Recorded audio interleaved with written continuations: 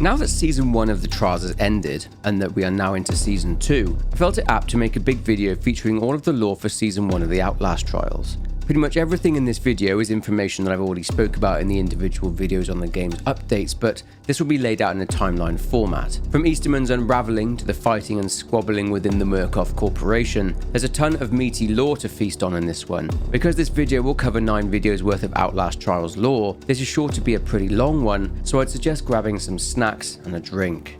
Please note that there will be spoilers in this video for the Outlast Trials, but with all that said, let's begin. Okay, we should start by looking at the political climate in the USA in the lead up to and during the time the Outlast Trials takes place. So World War II began in 1939 and the United States and the Soviet Union fought side by side as allies against the Axis powers of Nazi Germany, the Kingdom of Italy and the Empire of Japan, and these Axis forces started and initiated the Second World War when Germany invaded Poland. Anyway, after a long and bloody conflict, the war ended in 1945 when the US, under President Harry S. Truman, dropped atomic bombs on the Japanese cities of Hiroshima and Nagasaki, forcing the surrender of Japan. After the war had finished, despite working together, the partnership between the US and the Soviets was a tense and fragile one. The Soviets, being communists, drew the concern of the US, mainly down to the rule of Joseph Stalin, Premier of the Soviet Union, and his tyrant's grip on the Soviet Union. But there's no smoke without fire, I guess, and the Soviets had beef with the US due to their long-time refusal to accept the USSR as part of the international community. Not to mention, America joined the war pretty late, after lots of Russians had already died. Although the war had now ended, these tensions remained and carried over into an immense feeling of resentment on both sides. The Soviets would crack on with business though, and would try to expand, leading to the US becoming concerned that the only goal on Stalin and the USSR's agenda was world domination. Political clashes would ensue due to the US's rhetoric and them ramping up their military might in preparation for another potential war in an attempt to contain potential communist expansion. 1 month after the war ended, the US intelligence agency at the time, the Office of Strategic Services, the OSS, was dismantled, and in 1947 the Central Intelligence Agency was formed in order to collect and evaluate vital information on economic, military, political, and scientific matters, as well as ongoing developments in other countries in order to safeguard the national security of the United States. But despite all of the hostilities between the US and the Soviets, no actual war occurred, just shows of might, and this became an era known as the Cold War. After the US had dropped the atomic bombs onto Hiroshima and Nagasaki, this brought the world into the nuclear age. Encouraged by the might of the atomic bomb, the US ramped up their weapons development, leading to an arms race. This led to the Soviets testing their own atom bomb. Determined not to be outdone, Truman let the world know that the US would develop something even more powerful, the hydrogen bomb. So Stalin and the USSR developed one too. Tensions during this point were incredibly high. The US tested its H-bomb in the Pacific on Enowetok Atoll, leading to a 25-mile wide explosion which vaporized the entire island. Not only that, but it also created large-scale damage to the ocean floor and sent radioactive waste into the atmosphere. People in civilization were naturally very concerned about what kind of future they were being led into. With both the US and the Soviets deep into the Cold War, the 50s coming into the 60s was a defining time in civilization. There was now a television set in almost every single living room in the country. People were being bombarded, figuratively, with threats of war and images of famine, poverty, and the constant threat of nuclear attack. Families built bomb and fallout shelters in their backyards, certain that nuclear attack was not just inevitable, but also imminent. The film industry capitalized on this fear, making films about the horrors of nuclear war. This didn't just end here, though. Another way the US and the Soviets competed was in the space race. We won't go into that here, however, this point leads us into where the Outlast Trials starts to take place. Here is where the American transnational company called the Murkoff Corporation come to the fore. We know him as the overarching antagonist of the Outlast series, but let's start in the year 1949. On April 30th, 1949, Murkoff employee A. Bradley Avianos pens a letter to the Murkoff board of directors and presents to them a huge opportunity in terms of revenue. She talks of this new agency, being the CIA, and talks of chemical refinement. She goes on to state that the current methods the CIA are utilizing for this chemical refinement are inadequate, and that Murkoff can help and can easily refine this medicine for the agency. This way, the Murkoff Corporation would become part of the CIA's activities, and this would all but guarantee them powerful legal protection, as well as various revenue streams. Naturally, given the US and the USSR's insistence to stay ahead of each other in every department, this also amounted to methods of drug-induced brainwashing. You see, due to the tensions, the CIA became utterly convinced that the Soviets had found a way to control the human mind. So in 1951, the US, or rather the CIA, began their own project to research this themselves. Project Bluebird was developed, which later became Project Artichoke. This project allowed experiments to be carried out by psychiatrists, and said experiments included things like inducing amnesia in subjects and inserting access codes into subjects' minds via hypnosis, as well as creating split personalities. After using various other drugs, the CIA settled on and administered LSD to subjects for long periods of time, and used it in conjunction with therapy in order to try and erase part of their minds. On January 12, 1953, a CIA agent, Jameson Lawler, conducts an interview with a Hendrik Joliet Easterman in Chicago. Lawler asks Easterman if he was at Alan Welsh Dulles' speech to the Princeton University alumni on the subject of Soviet brain warfare. He talks of brainwashing and how the subject has infiltrated popular imagination. He also makes mention of 21 American prisoners of war captured during the Korean War who refused to come home to the US and would rather stay in communist China. Lawler was dumbfounded as to exactly why anyone would want to become a communist. The general feeling in America was very much anti-communist, and anti-communist groups were set up in support of social conservatism, such as the John Birch Society. Lawler mentions Easterman's brother Stanley, who apparently took his own life during the Korean War, although Easterman has his doubts. This conversation between the two ends up with Lawler offering Easterman a job, to go to Hong Kong for the CIA and to investigate the Korean People's Army soldiers who are being held there and brainwashed. Then, the following month, Easterman goes to Hong Kong. He is impressed with the facilities and is determined to find evidence that his brother didn't actually take his own life.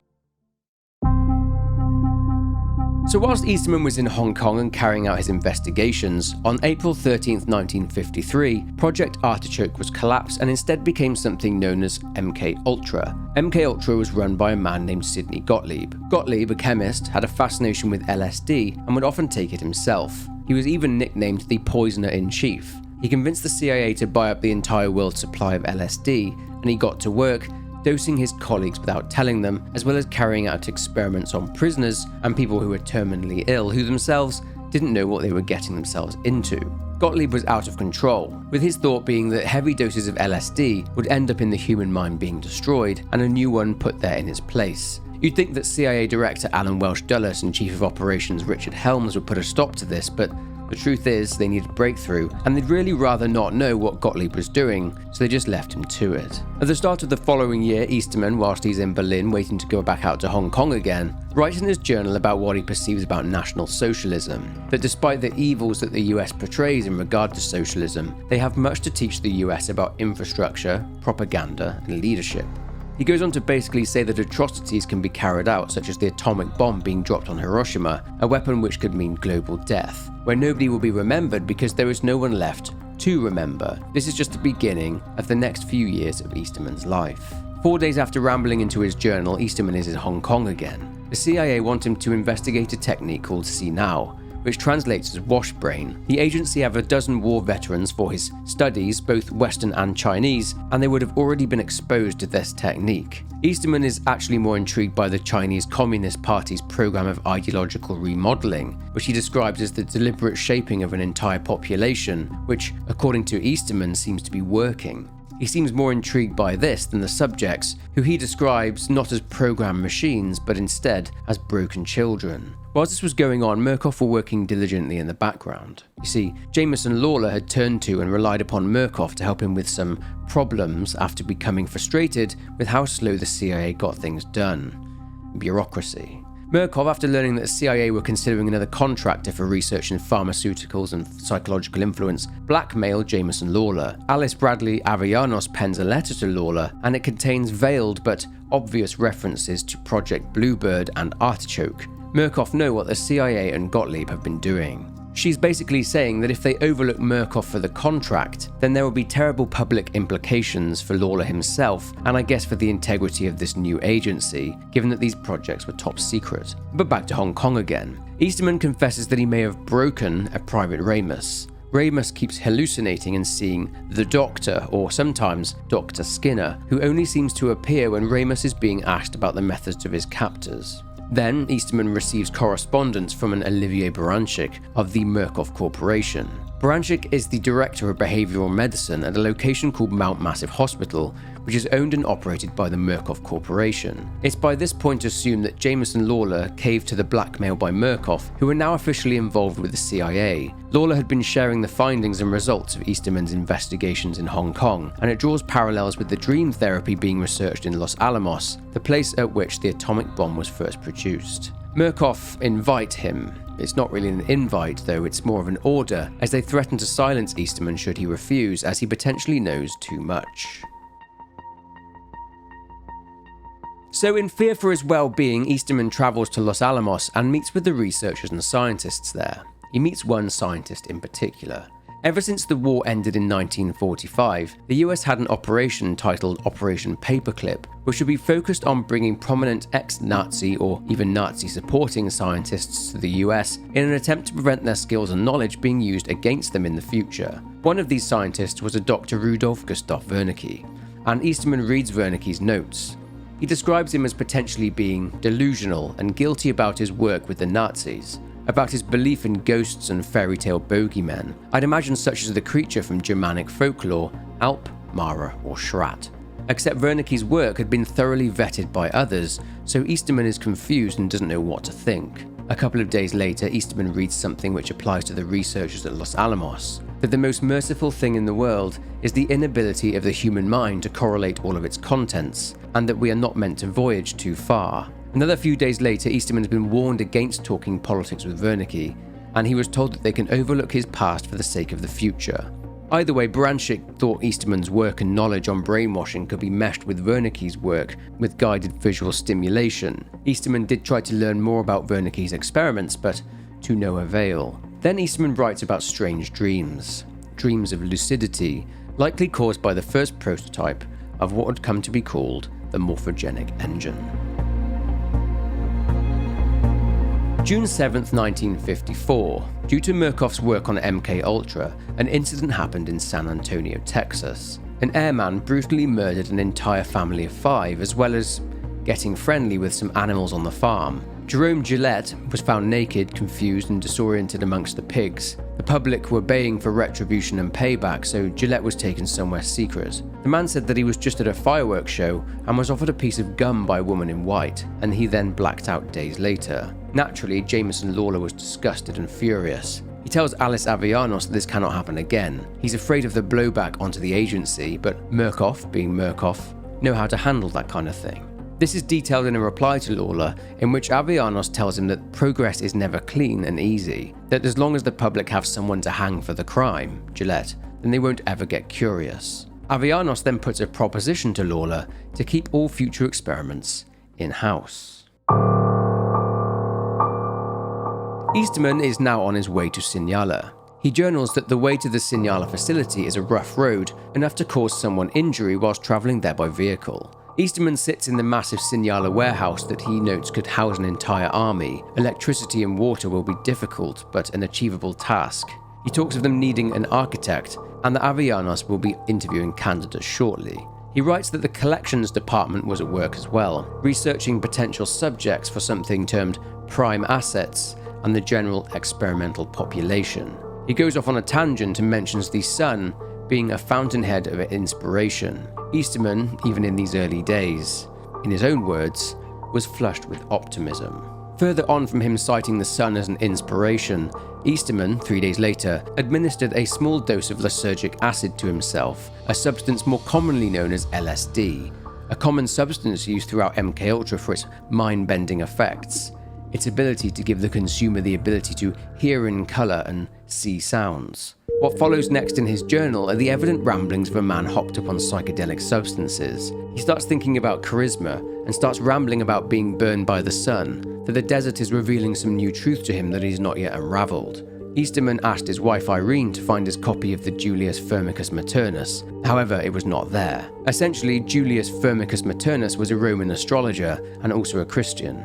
Easterman mentions Carl Jung's works, The Phallus of the Sun. He references it and says animo descensus per orbum solis tributur, which translates as they say that the spirit descends through the disk of the sun. What I think Easterman may be getting at here is that when he's talking about the phallus of the sun, he's talking about the sun having a literal phallus, and that it hangs from the disk of the sun, and that its movement generates wind. It was then also thought that when the Virgin Mary fell pregnant, it was this wind that caused it. It's documented in the miracle of Pentecost that the Holy Ghost flew down in the form of a dove and impregnated the Virgin Mother with the child that would become Jesus. Hence the term, the Spirit descends through the disk of the sun. Anyway, Easterman is obviously a believer in God, and he also seems to see the sun as the only rational God, the center of all life, and to look at the sun wouldn't mean blindness. Easterman finishes this entry with a final thought regarding charisma, that to be truly charismatic, the person must be unknowable and lethally dangerous. To look at them, much like the sun, would make you blind. The same day, Easterman journals once more on charismatic authority. He once again dives into the Bible, and specifically the Book of Corinthians. Bear in mind, this is before the CIA is to fully get on board with Murkoff and Easterman's work. Easterman talks about how St. Paul saw charisma. In the letters that Paul wrote to the church in Corinth, Paul speaks of charisma. In the Bible, however, the form of charisma that Paul spoke of was a different type of charisma, meaning the gift of God's grace, including giftings such as prophecy and healing. Whereas what Easterman is saying is centered more around modern-day charisma, which is considered a more special form of authority. Anyway, Easterman mentions that he rejects the idea that charisma can only be gifted by God, as he believes in the moldable, malleable organs such as the brain, and how human beings are basically clay. He says that charisma is a product, and it can also be a weapon. Again, on the same day, still under the effects of LSD, Easterman writes about Wernicke. He mentions that he'd love to study him. Talking of his charisma, he speaks of it being the clearest examples of charismatic aura he's ever seen. He likens his face to that of a shaman, and believes that Wernicke believes intensely in something that Easterman thinks is impossible to put into words. In August of 1955, a conversation is taking place between Easterman, Avellanos, and CIA agent Jameson Lawler. They are talking about looking at data from both Mount Massive Hospital and Los Alamos, that they're working towards producing actionable agents that they can deploy in the field. They want to make thought leaders for drastic societal change, to train a flock capable of committing acts of extreme taboo across many different cultures.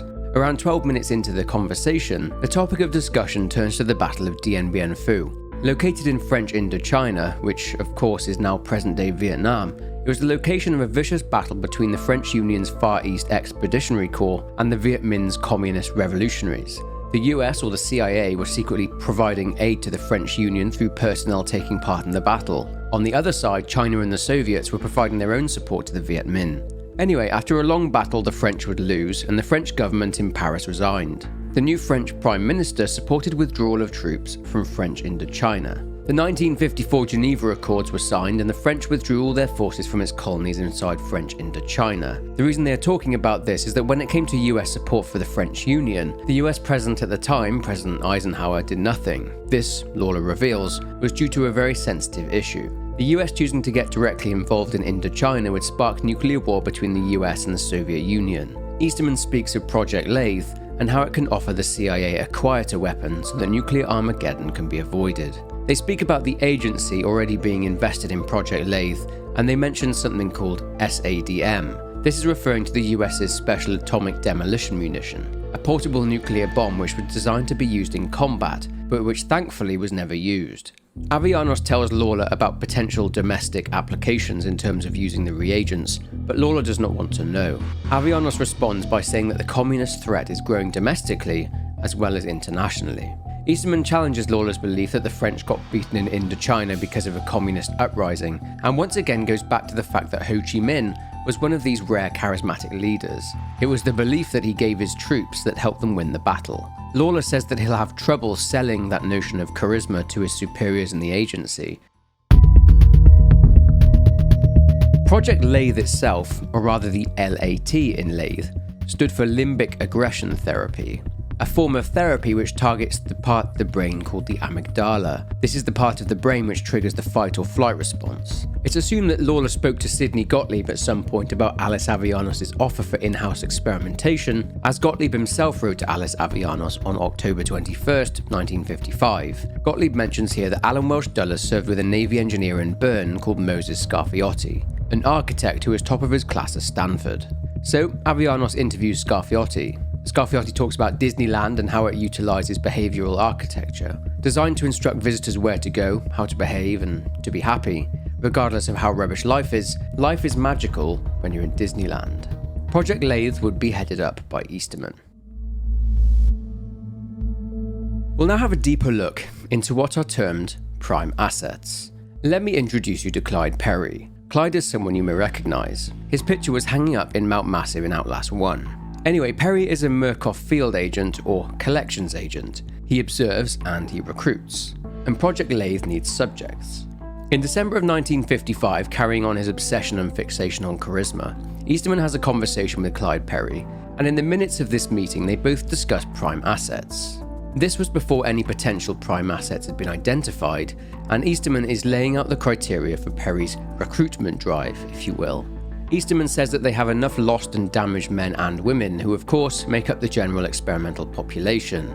He suggests that Perry read another of Jung's works after the catastrophe, and notes that the people with the type of charisma he's looking for are exceedingly rare and exceptionally dangerous. They are quite hard to miss. After the Catastrophe was written after World War II and was a frank assessment of Jung's position on Germany and of fascism. Essentially, Jung's views on Nazi Germany evolved over the course of the war as he admired the energy of the Nazi movement, or more specifically the Nazi leader, Adolf Hitler. In his meeting, Easterman does indeed bring up Hitler, how Carl Jung saw him at a rally along with Mussolini. Jung noted how Mussolini was popular, a strong man, but Easterman comments you'll find one of these strong men in every room. Hitler, on the other hand, was different. Looking at him, Jung noted that Hitler was withdrawn, uncomfortable, unattractive, and small. And then, he got up and spoke. Jung would describe him as a psychic scarecrow. He would shout, rant, and make gestures, like a man possessed. Perry misses the point again. He asks if Easterman wants him to find crazy people. Easterman then corrects him. He wants him to find a rare type of person that you can put into a sane crowd, and 10 minutes later you've got a baying mob of lunatics. Hitler had that down to a fine art. It's widely accepted that the first political leaders in world history to be considered charismatic in the sense that Easterman was referring to in his earlier journals were in fact Benedetto Mussolini and Adolf Hitler. Commenting on the fact that these types of people are rare, Perry simply replies, "Thank God." It's time to meet our first prime asset. It's February 1956, and Clyde Perry has been observing a police officer named Leland Coyle. According to the Clyde Perry letters, Coyle from Blackwell, Oklahoma, had a troubled childhood and he would abuse animals and be subject to sexual abuse, and this ended up with him receiving a military academy education. His criminal tendencies as a teenager ended when he was recruited into the local chapter of the Ku Klux Klan. He then gets married at 19 years of age, and then 6 months later, his wife dies after accidentally falling down the stairs, and then Coyle joins the Marines in order to avoid investigation. He serves 2 years in the Pacific War with 3 confirmed enemy kills, but was suspected of causing 2 suspicious American deaths from his own company. He returned home to Oklahoma and rejoined the Klan, and this ends up with him joining the police force in 1947. Coyle would then achieve multiple commendations. He marries for the second time, and he then extorts his wife's family, who die in an electrical fire. His wife flees to Chicago, but she ends up dying of natural causes. Coyle gets promoted to sergeant and marries for the 3rd time, but this wife dies within 6 months too, and then Coyle kills her family. Sergeant Coyle is then observed by Perry standing in a field watching a lightning storm. He is noted as having extreme charisma and was very popular amongst his colleagues. He was a member of the Elks Club, an American fraternal order, and the VFW, the Veterans of Foreign Wars. Despite all of this information telling Clyde Perry that Coyle was insane and a highly dangerous individual, he decided to meet with Coyle and tried to bribe him. It didn't go well. Coyle beat the crap out of Perry, broke 2 of his fingers, and he ended up peeing blood, requiring a week's recovery. Nonetheless, Perry highly recommended Coyle for Project LATHE. It's not clear how Murkoff got him there, but likely under some false pretense, or they just straight up kidnapped the guy. Perry then recovers somewhat and meets with another person, a Phyllis Futterman. Phyllis Futterman was the daughter of a dentist, a Dr. A. Futterman, of Philadelphia, Pennsylvania. She was actually her father's assistant from a young age, and she would use hand puppets to distract young children from their fears of the dentist. As well as this, young Phyllis showed an interest in taxidermy and musical theatre. Despite all seeming rosy, Phyllis was bullied and abused by her father, who would tell her that she wasn't wanted and that he should have just taken her to an orphanage. However, Phyllis and her father's popularity led to a children's television program being broadcast locally in 1951 called the Mother Gooseberry Hour, presented by Phyllis herself. But then Phyllis's father died, and she began to suffer from hysteria and disassociation. She fashioned a working drill or hand puppet from workhouse scraps and called it Dr. Futterman, a representation of her abusive father. Due to the hysteria and disassociation, the tone of the Mother Gooseberry Hour shifted. Phyllis, who is described as being highly charismatic, as Mother Gooseberry, managed to condition her adolescent audience through abusing them and then praising them. A strange cult-like phenomenon was birthed, and those loyal to Gooseberry would engage in immoral behaviour, drug use, and would steal and assault people. This all came to a head in February 1955 when police raided the TV studio on charges of racketeering and using her dental drops business to provide drugs to adolescents. But Phyllis would not go easily. She retreated into the tunnel underneath the TV studio and used her hand puppet to murder 2 police officers and injured 5 more before she was arrested. She was then sentenced to life imprisonment at Holmesburg Prison. Now, if you know anything about the real-life human experiments at Holmesburg Prison, well, you'll know how inhumane they were. The experiments were carried out by a Dr. Albert Kligman, a dermatologist. One of his subjects was Phyllis Futterman. She was exposed to a chemical warfare agent known as dioxin, resulting in her suffering breathing problems, and exposed to carbonic acid and infected corpse flesh. Grim. Despite her appearance drastically changing since the start of her incarceration, her high charisma still remained, and she had a few affairs with some of the guards. Perry interviews Futterman on December 13, 1956, and notes that she switches between 2 personalities, her 14-year-old past self and Mother Gooseberry, and her father Dr. Futterman, who is portrayed as cold, violent and abusive. Perry would note that each of the personalities ended up lapsing into a lizard-brained rage monster. She notes that she'd like a change of scenery, so Clyde recommends her for Project LATHE. It needs to be noted that the Prime assets all have one thing in common: charismatic sway, and lots of it. So Coyle and Futterman were used and coined as Project LATHE Prime assets. Scarfiotti the architect designed and built different environments or trials. The unfortunate and poor souls subjected to these trials would be both the Prime assets and the experimental population, or XPOP for short. These XPOP subjects were provided by Mount Massive Hospital, the lab at Los Alamos, and other various locations. However, despite this grand plan for Project LATHE, well, it failed. The XPOPs descended into what were failed test subjects, deranged and murderous individuals, brainwashed and changed way past the point of no return. Essentially, in 1 month it was reported to the board that the deaths and injuries resulting from Easterman's limbic aggression therapy were astronomical. It was strongly suggested that Project LATHE was to be shut down immediately. Easterman was gutted. He believes that Moses Scarfiotti, the architect, is conspiring against him and setting him up to fail, using the failure as LATHE as evidence of his incompetence. But Easterman then talks about transference, that Futterman, or Gooseberry, is seeing Easterman as a proxy to her father, and Coyle is projecting murder victims onto Easterman. Easterman worries that Project LATHE will fully collapse, so he gets to work. Spurred on by his proof that reprogramming the human mind is possible, Easterman comes up with the redesign for Project LATHE. The trial environments, the Prime assets, the now insane XPOP, they can be the proverbial anvil, and all these things combined will be the new way that they will hammer their subjects. But Easterman needs to change where the subjects come from, and what condition they are in when they arrive. Easterman must also be absent, powerful, malevolent, and mysterious. He needs to be almost viewed as a teacher, as a sort of deity. He wants to act almost like voodoo gods do, an unreachable god removed from the pantheon. Given that the previous XPOP subjects were damaged and broken mental patients from Mount Massive Hospital, they were unsuitable for the trials. In a conversation with Scarfiotti and Avellanos, Easterman mentions that they need meaningless test subjects, people on the fringes of society, desperate people, people who wouldn't be missed if they just disappeared. These subjects would be termed reagents. With the subjects from Mount Massive Hospital, they were already full of trauma, and all the trials did was shove even more trauma inside them. The problem with Gooseberry and Coyle is that they were both too charismatic. Gooseberry had developed a cult of personality through the media, and Coyle had been given authority over others through his job as a police officer. Easterman manages to convince Avellanos to let him recommence Project LATHE.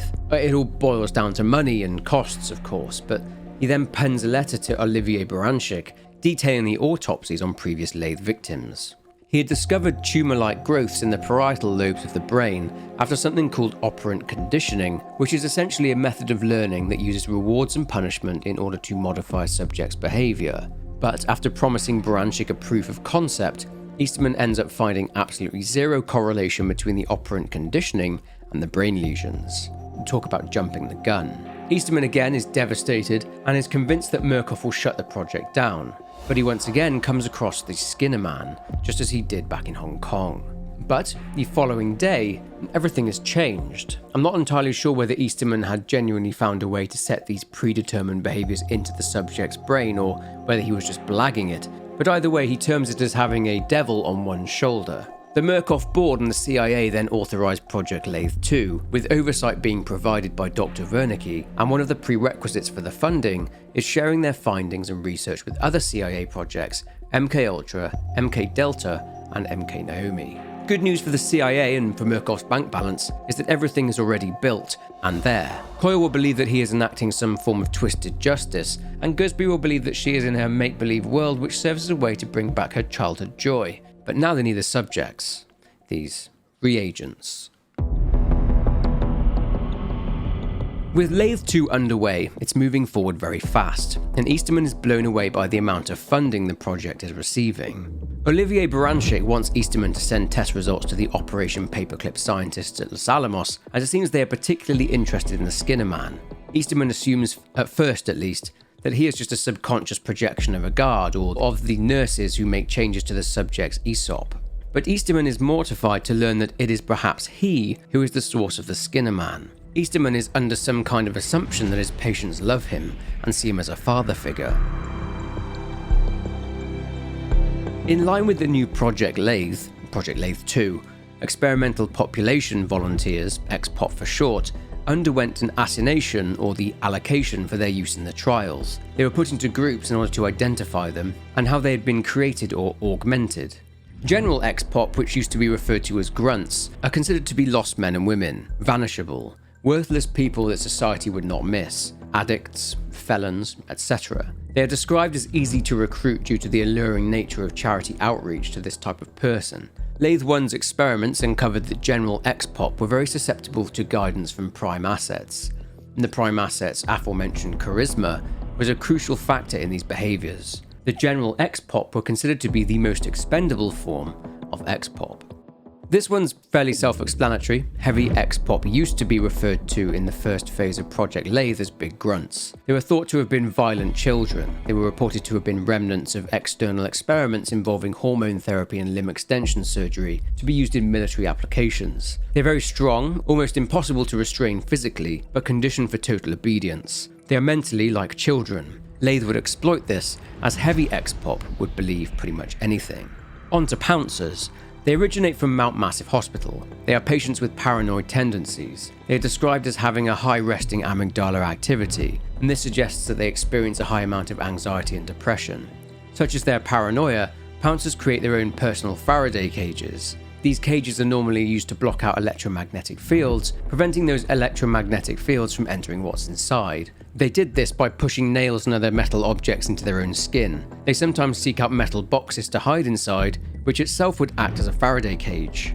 These little turds lay in wait for someone to pass by, and they pounce out of wherever they are hiding and attack. As detailed in the memorandum though, a simple rap to the nose or brick to the face will temporarily discourage them.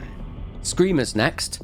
These are described as sleep deprivation banshees. They are a gift from Wernicke and his mates in Los Alamos. They were developed based on random experimentation in German concentration camps during World War II. They underwent treatment which altered their vocal cords and their diaphragm, resulting in a deafening level of volume when screaming, enough to temporarily stun anyone in proximity.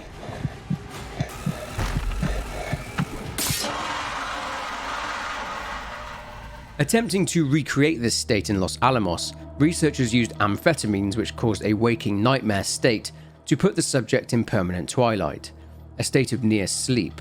They would always sleep, and if disturbed from their slumber and their psychosis, they will unleash their scream and escape to another area free from disturbance. Their sleep deprivation has resulted in great suffering, but they apparently find temporary relief through the act of screaming. Due to the nature of these ex-pops, Signalis staff are required to wear ear protection. Now on to imposters. These ex-pops are classed as tricksters. They have been given latex masks in order to imitate reagents as a way to teach the trial subjects that nothing and no one is to be trusted. These imposters are actually placed into the trial environment nude and are left to equip and outfit themselves with whatever they can find. These imposters have on occasion managed to steal clothing from Signalis staff and impersonate scientists. As a way to find out whether someone had encountered an imposter, a staff member was instructed to say hello, and if their lips did not move when saying it back, then they are an imposter. These massive great big lumps of rage are known as berserkers. They are the previous results of prison experiments regarding weaponized syphilis. As a result, they are blind and get disoriented. However, they are incredibly strong and aggressive. They were experimented on further at Los Alamos, and the team there inserted steel pins into sensitive areas, made them bigger through the use of hormones, and lengthened their limbs. They were thought to have been useful for urban and jungle warfare in communist countries. They have the propensity to self-mutilate, so metal plates were placed over their faces. This was due to the fact that they seemed to hate their own eyes, so basically got rid of them, and picked at their own brains, essentially self-lobotomizing. Berserkers were actually one of the closest ex-pops to Wernicke's theories of lateral ascension. They seemed to take delight in violence against others.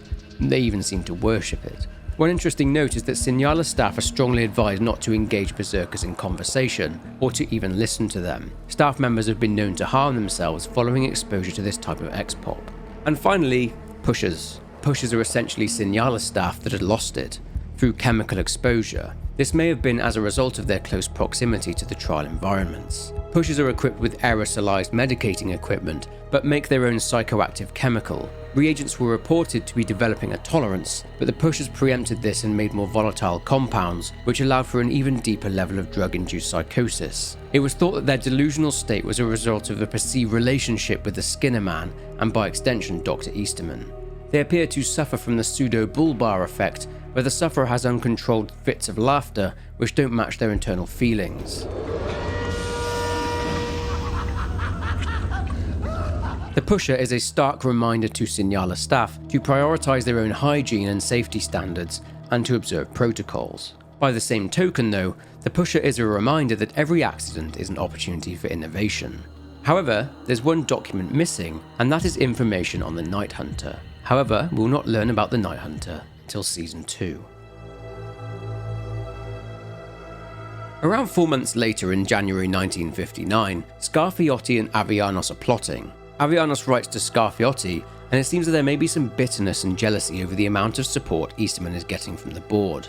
They discuss charitable outreach centres, which are essential in populating the trials. The reason the board are loving Project LATHE is the tax savings due to Murkoff posing as a charitable organisation.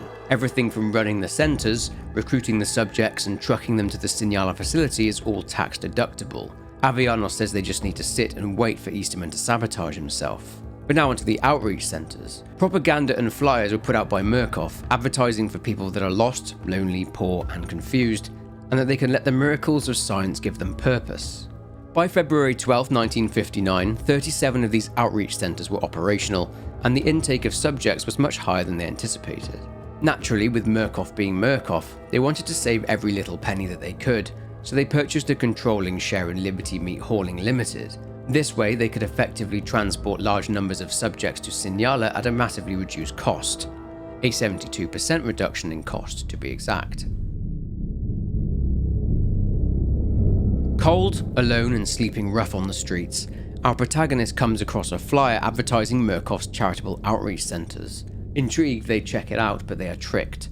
They are shoved into one of the Liberty Meat haulage trucks with a sack over their head, along with other poor individuals, and are trucked to the Signalis facility. The reagent is met with a horrific sight, like something out of a horror movie.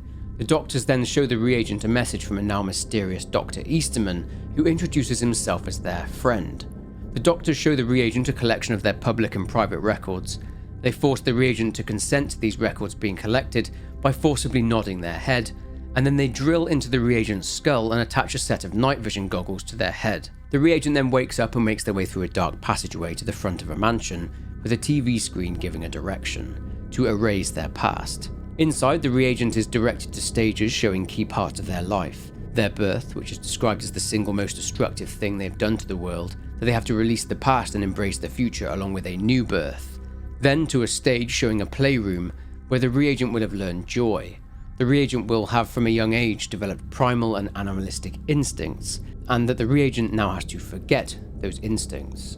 The next room talks about discipline, about rewards and punishments, and how a disciplined child is grateful for both. A little while later, the reagent is attacked by a crazy and deranged subject. Remember the ex-pop from Project LATHE version 1?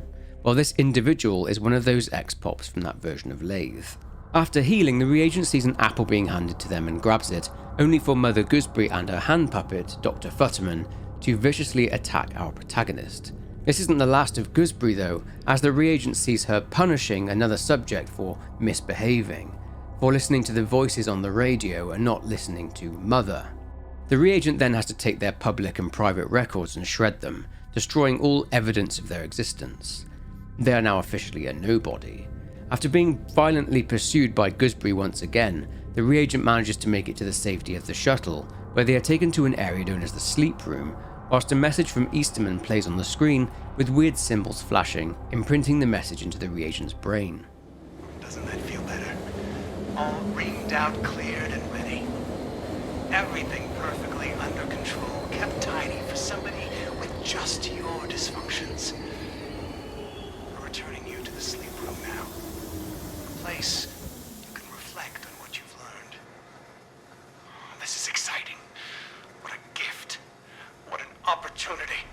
The sleep room is essentially the dorm in which the reagents sleep, recover, customize their room, eat Murkoff's culinary delights in the canteen, and arm wrestle one another until they are ready to enter into their next therapy session. A reagent must complete all of the sessions, which will burn away their old self, and then and only then they will be ready to earn their freedom and progress through the very last session. But there are 4 people of particular interest in the sleep room area. The first is Dr. Wernicke, watching and observing the reagents.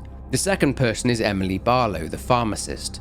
She provides permanent prescriptions to the reagents in exchange for green vouchers, which will give the reagents new abilities to help them through their trials. The third is a man named Cornelius Noakes. He's a World War II veteran and was an Air Force engineer, but he was recruited and then abducted by Murkoff and kept there at the facility to provide technical maintenance to the reagents' equipment. Noakes dreams of escaping Signala, but is, for the moment at least, resigned to staying given that many have tried and failed to escape. And finally, the fourth person is a lady named Doris Ritter. She has had a hard life and was caught up in Murkoff's charity outreach program, where she was abducted for the trials. She no longer takes part in the trials, but she sits in the canteen, ruminating about conspiracies, and is highly paranoid. She provides things called amps, contraband in Signala, which provide the reagents with other abilities that the likes of Noakes and Barlow cannot supply. If the reagent makes it through each trial, soaking up all the trauma that Gooseberry, Coyle, the ex-pops and Murkoff can throw at them, they get blue Murkoff release tokens, and after they've collected enough, they can earn their release. After acquiring them and speaking to the guard, the reagent has earned their freedom. Well, actually not quite yet. There's one final test. The trials are inside you now. If you can survive one final test, you can leave this place. This is the hostile womb from which you must claw your way to freedom, to power, to history. You will be a perfect weapon, the most innocent child ever born. You're the future.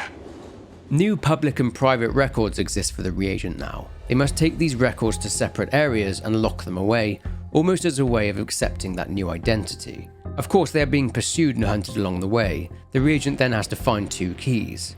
A screen reads that the reagent needs to unlock the Trinity, so they retune 3 frequency machines which each put out one word: spider, eye, and lamb. And they then find a film reel which shows the 3 words on the screen in the theatre. The front doors to the mansion open and the reagent has now earned their freedom. Well, one of the prime assets would try to stop them, but the reagent makes it to the exit. The reagent somehow ends up walking on water in a seemingly endless ocean. Then, a bright flash of white light appears, along with a deafening sound.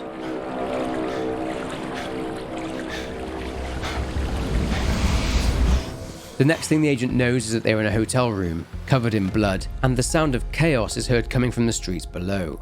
Something has happened, or is happening.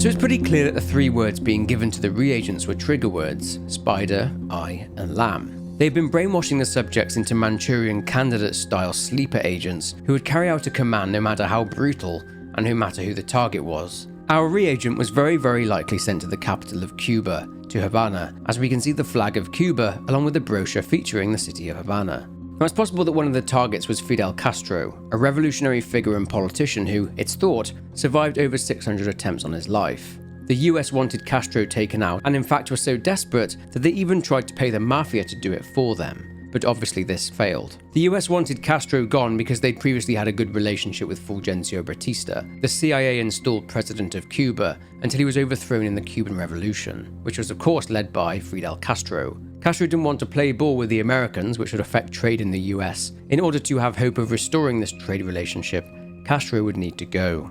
Of course, if Castro is one of the targets of our reagent, it's almost certainly possible that our reagent failed, as Castro went on to survive many assassination attempts, all the way up until 2016, when he died of supposed natural causes at the ripe old age of 90. Turns out that our reagent had many targets, but only managed to take out one, but that's something that we'll get to a bit later on. Anyway, the phone rings and the reagent picks it up. It's Easterman, and he repeats the words spider, eye, and lamb. And then Easterman appears as a vision in the window, and red veins and tendrils also appear. After completing their therapy, other subjects, the reagents, were also released out into the world again. In comes field agent Clyde Perry again. He observes 3 specific reagents.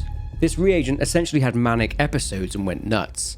He claimed he could pull birds from the sky with the power of his mind, and after attacking a young girl, Clyde Perry was forced to kill the reagent by shooting him, and Murkoff had all the mess cleaned up. The second reagent that Perry watches is a reagent known only as Reagent 0877.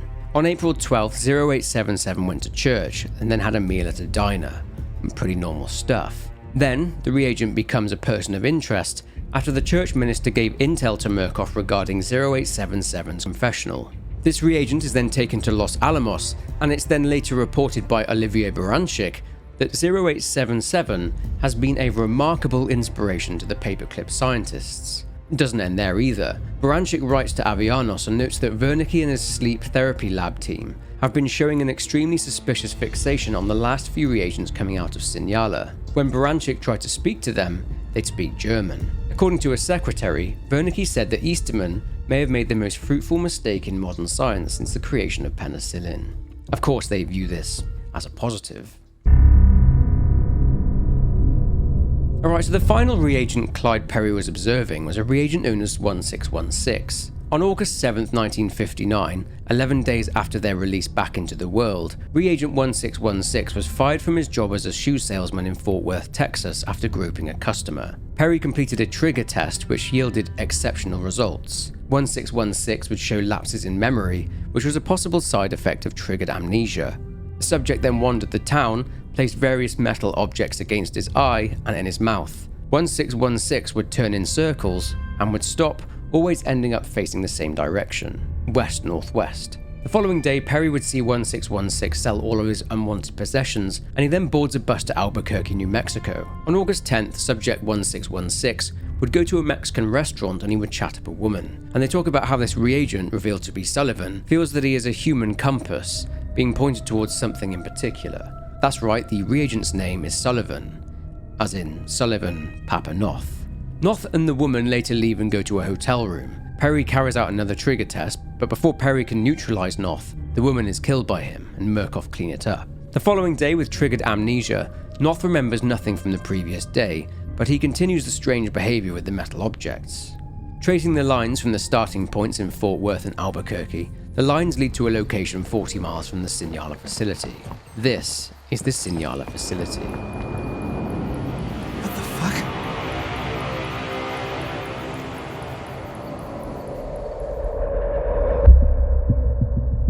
Just over 2 weeks later, Dr. Wernicke has visited Signala.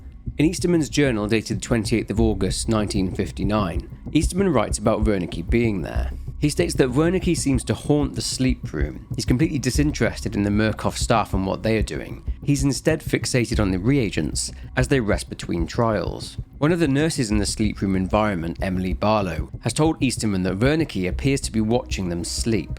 Not only that, but Wernicke has been participating in some of the reagents' trauma therapy. Essentially, some reagents were paralysed from their trauma from the trials, so Wernicke, with his work on dreams and superstition, would attempt his own form of invasive therapy. Easterman considered Wernicke's work to be too invasive. He was worried that Wernicke's work would infect his work on Project LATHE. In September of 1959, Easterman writes in his journal again. He realises that maybe he misjudged the use of charisma, that fighting fire with fire only makes it spread further. He talks about Vietnam and that killing another nation's soldiers is just that, killing a soldier. But then if you strike against yourself with a tactical side, you can destroy that nation, a false flag. He then actively looked for reagents inside Vietnam. He would condition them for self-destruction. They are already attuned to their cultural environments, and you could say that he succeeded. And this leads us to our next ending, or conclusion.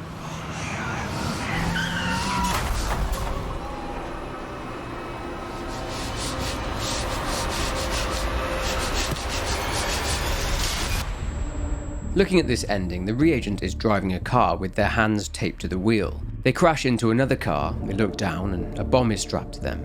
They have mere seconds and the bomb goes off. If we look around, we can immediately see the South Vietnamese flag. We know from history that the US, worried that communism would spread to South Vietnam and to the rest of Asia, sent money, supplies, and military advisors to help the South Vietnamese government fight off the communist North. The reagent at one point hears the words, "Only I love you." This is very likely the words of Dr. Easterman, who would frequently see himself as a father figure to his subjects. Easterman, if you look at the right time, appears to be sat in the back seat of the car before disappearing. The building the reagent arrives at is a hotel called Hotel Saigon, which appears to be hosting a friendship conference between the US and South Vietnam. It's very clear that Murkoff's partnership with the CIA and the US government is to create sleeper agents and actionable weapons of destruction, which would essentially give the US plausible deniability. The US were allied with the South. Their goal was to stop the communist machine from spreading from the North. As Easterman alluded to in his journal entry, this was a false flag attack on the Friendship Conference in order to stoke up tensions between the US and South Vietnam and the communist North. The CIA made it look like the North Vietnamese were responsible. A few weeks after Easterman wrote that journal entry regarding Vietnam, a telephone conversation took place between Jameson Lawler and Alice Avellanos. They talk about Los Alamos and a new experimental program there at Señala called Program Geister. The Geister is in partnership with Wernicke's lab in Los Alamos. They discuss Fidel Castro and what happened in Cuba. Towards the end of the Cuban Revolution in January 1959, they saw Fidel Castro on the Ed Sullivan Show and appeared to be worried about public perception seeing him as a good person.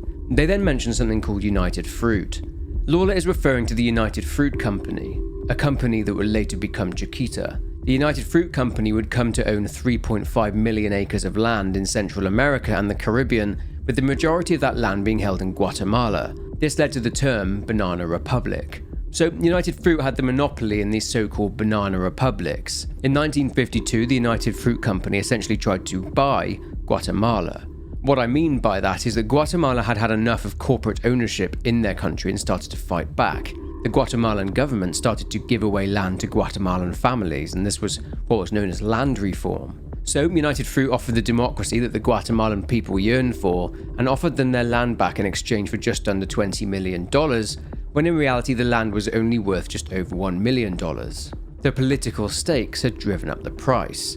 The Guatemalan government naturally refused to pay the inflated cost for their own land, so United Fruit contacted the US government, namely President Eisenhower, and Guatemala's elected president Jacobo Arbenz was overthrown by the US in a coup. Now, due to the anti-US feeling in Latin America, revolutionaries such as Che Guevara and, in this case, Fidel Castro started to gain a foothold. Then, both Castro and Guevara seized power in Cuba by removing the US-backed Fulgencio Batista, as we've already discussed.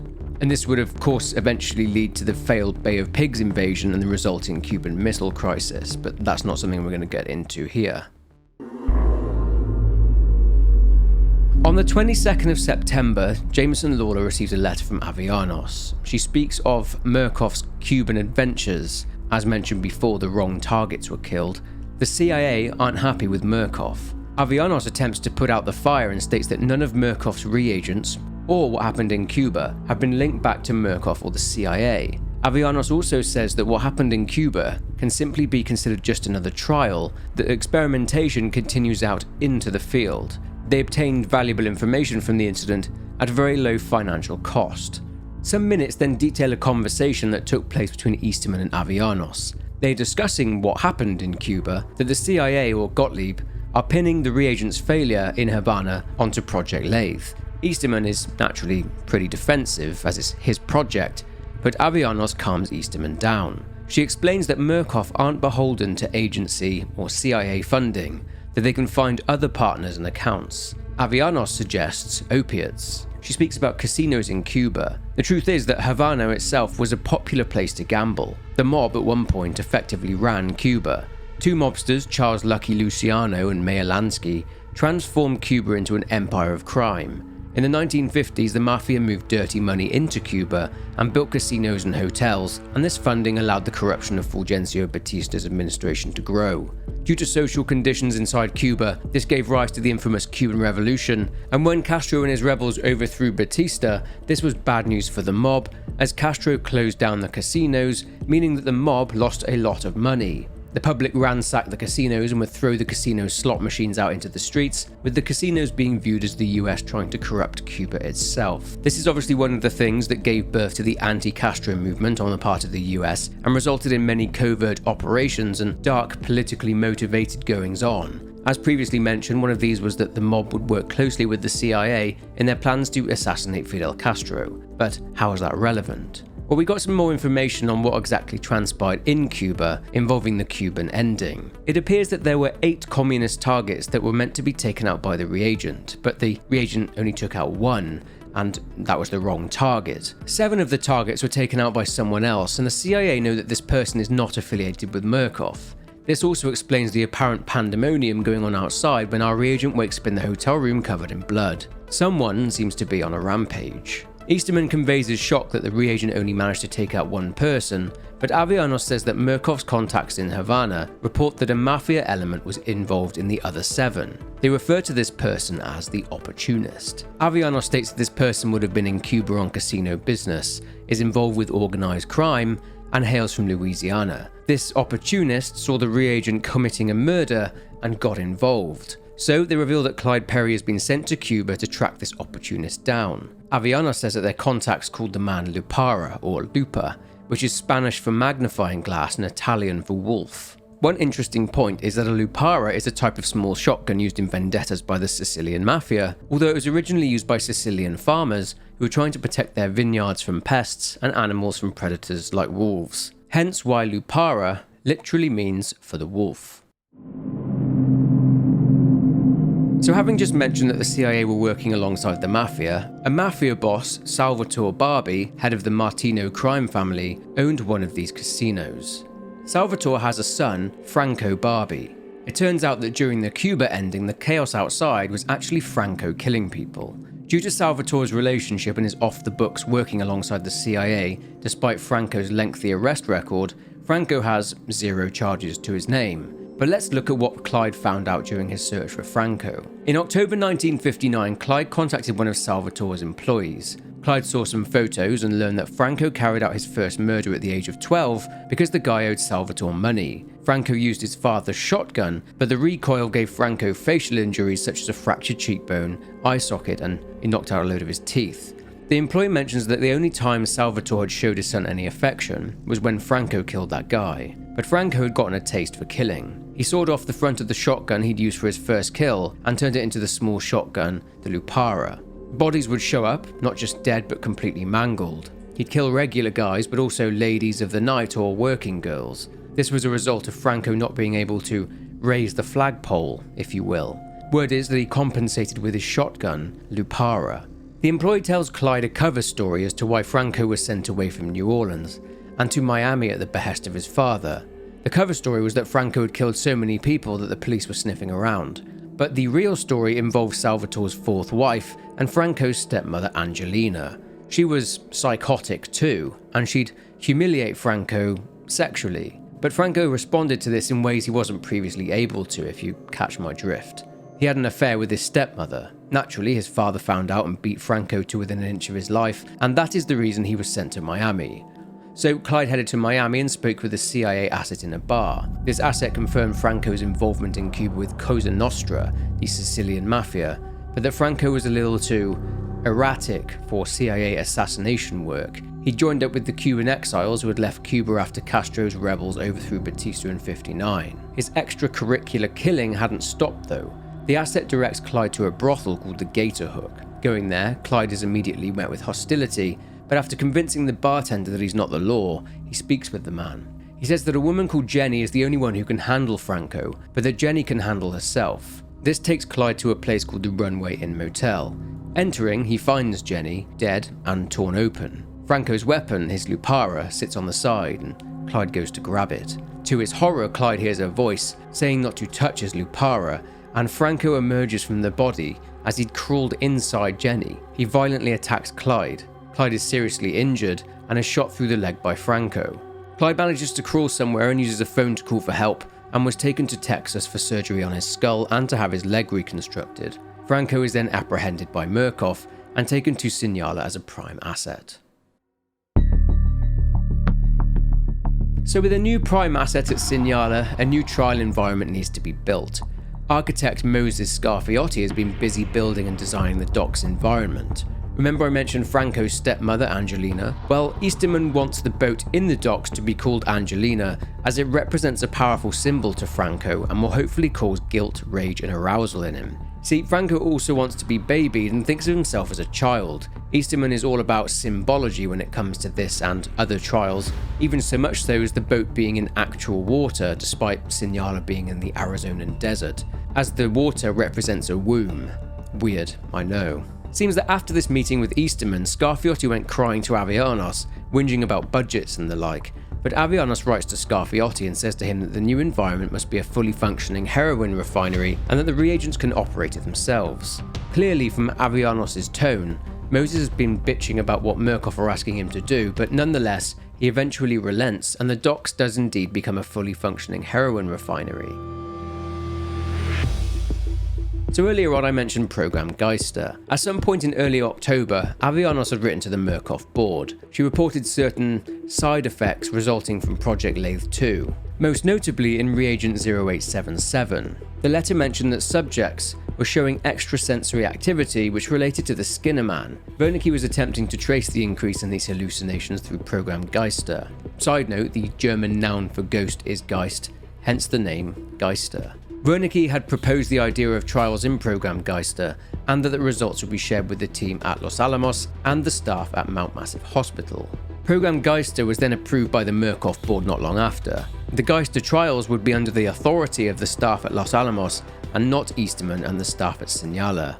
A handwritten note at the bottom states dangerous expectations. Easterman is concerned. Nonetheless, Program Geister was a go, and the reagents would complete their therapy whilst tripping balls. The Skinnerman would show up frequently and Dr. Wernicke, as stated, would research. Shortly after his harrowing ordeal with Franco Barbie, Clyde's injuries were so severe that he wrote to Avellanos and stated that he's having to step down as a collections agent for Murkoff. In a letter written to the Murkoff board, he states that he hopes that he can remain of use to the cause. His language indicates that he is 100% sold out for what Murkoff are doing. A conversation then took place between Perry and Avellanos. They were discussing a leak. Potentially hundreds of sensitive internal documents, memos, letters, transcriptions and photographs had found their way into the trial environments and were found by reagents. Perry panicked, but Avellanos was calm. Perry said it's probably a rat, and Avellanos says it's likely a member of staff succumbing to the pressure. They suspect that it may be the pushers who are leaving the documents in the trials.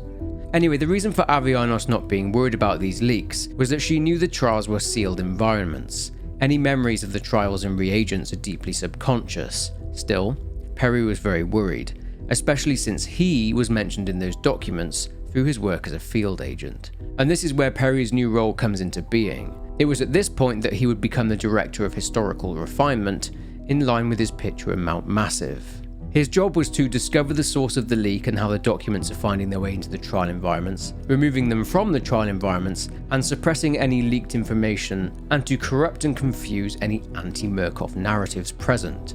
On the 21st of November 1959, Perry, having already obtained some of these documents, wrote to Dr. Easterman detailing these leaked Murkoff documents. Perry mentions errors and suggests that Easterman's staff take better care in the way these documents are transcribed, with the correct dates recorded, along with the eradication of spelling errors.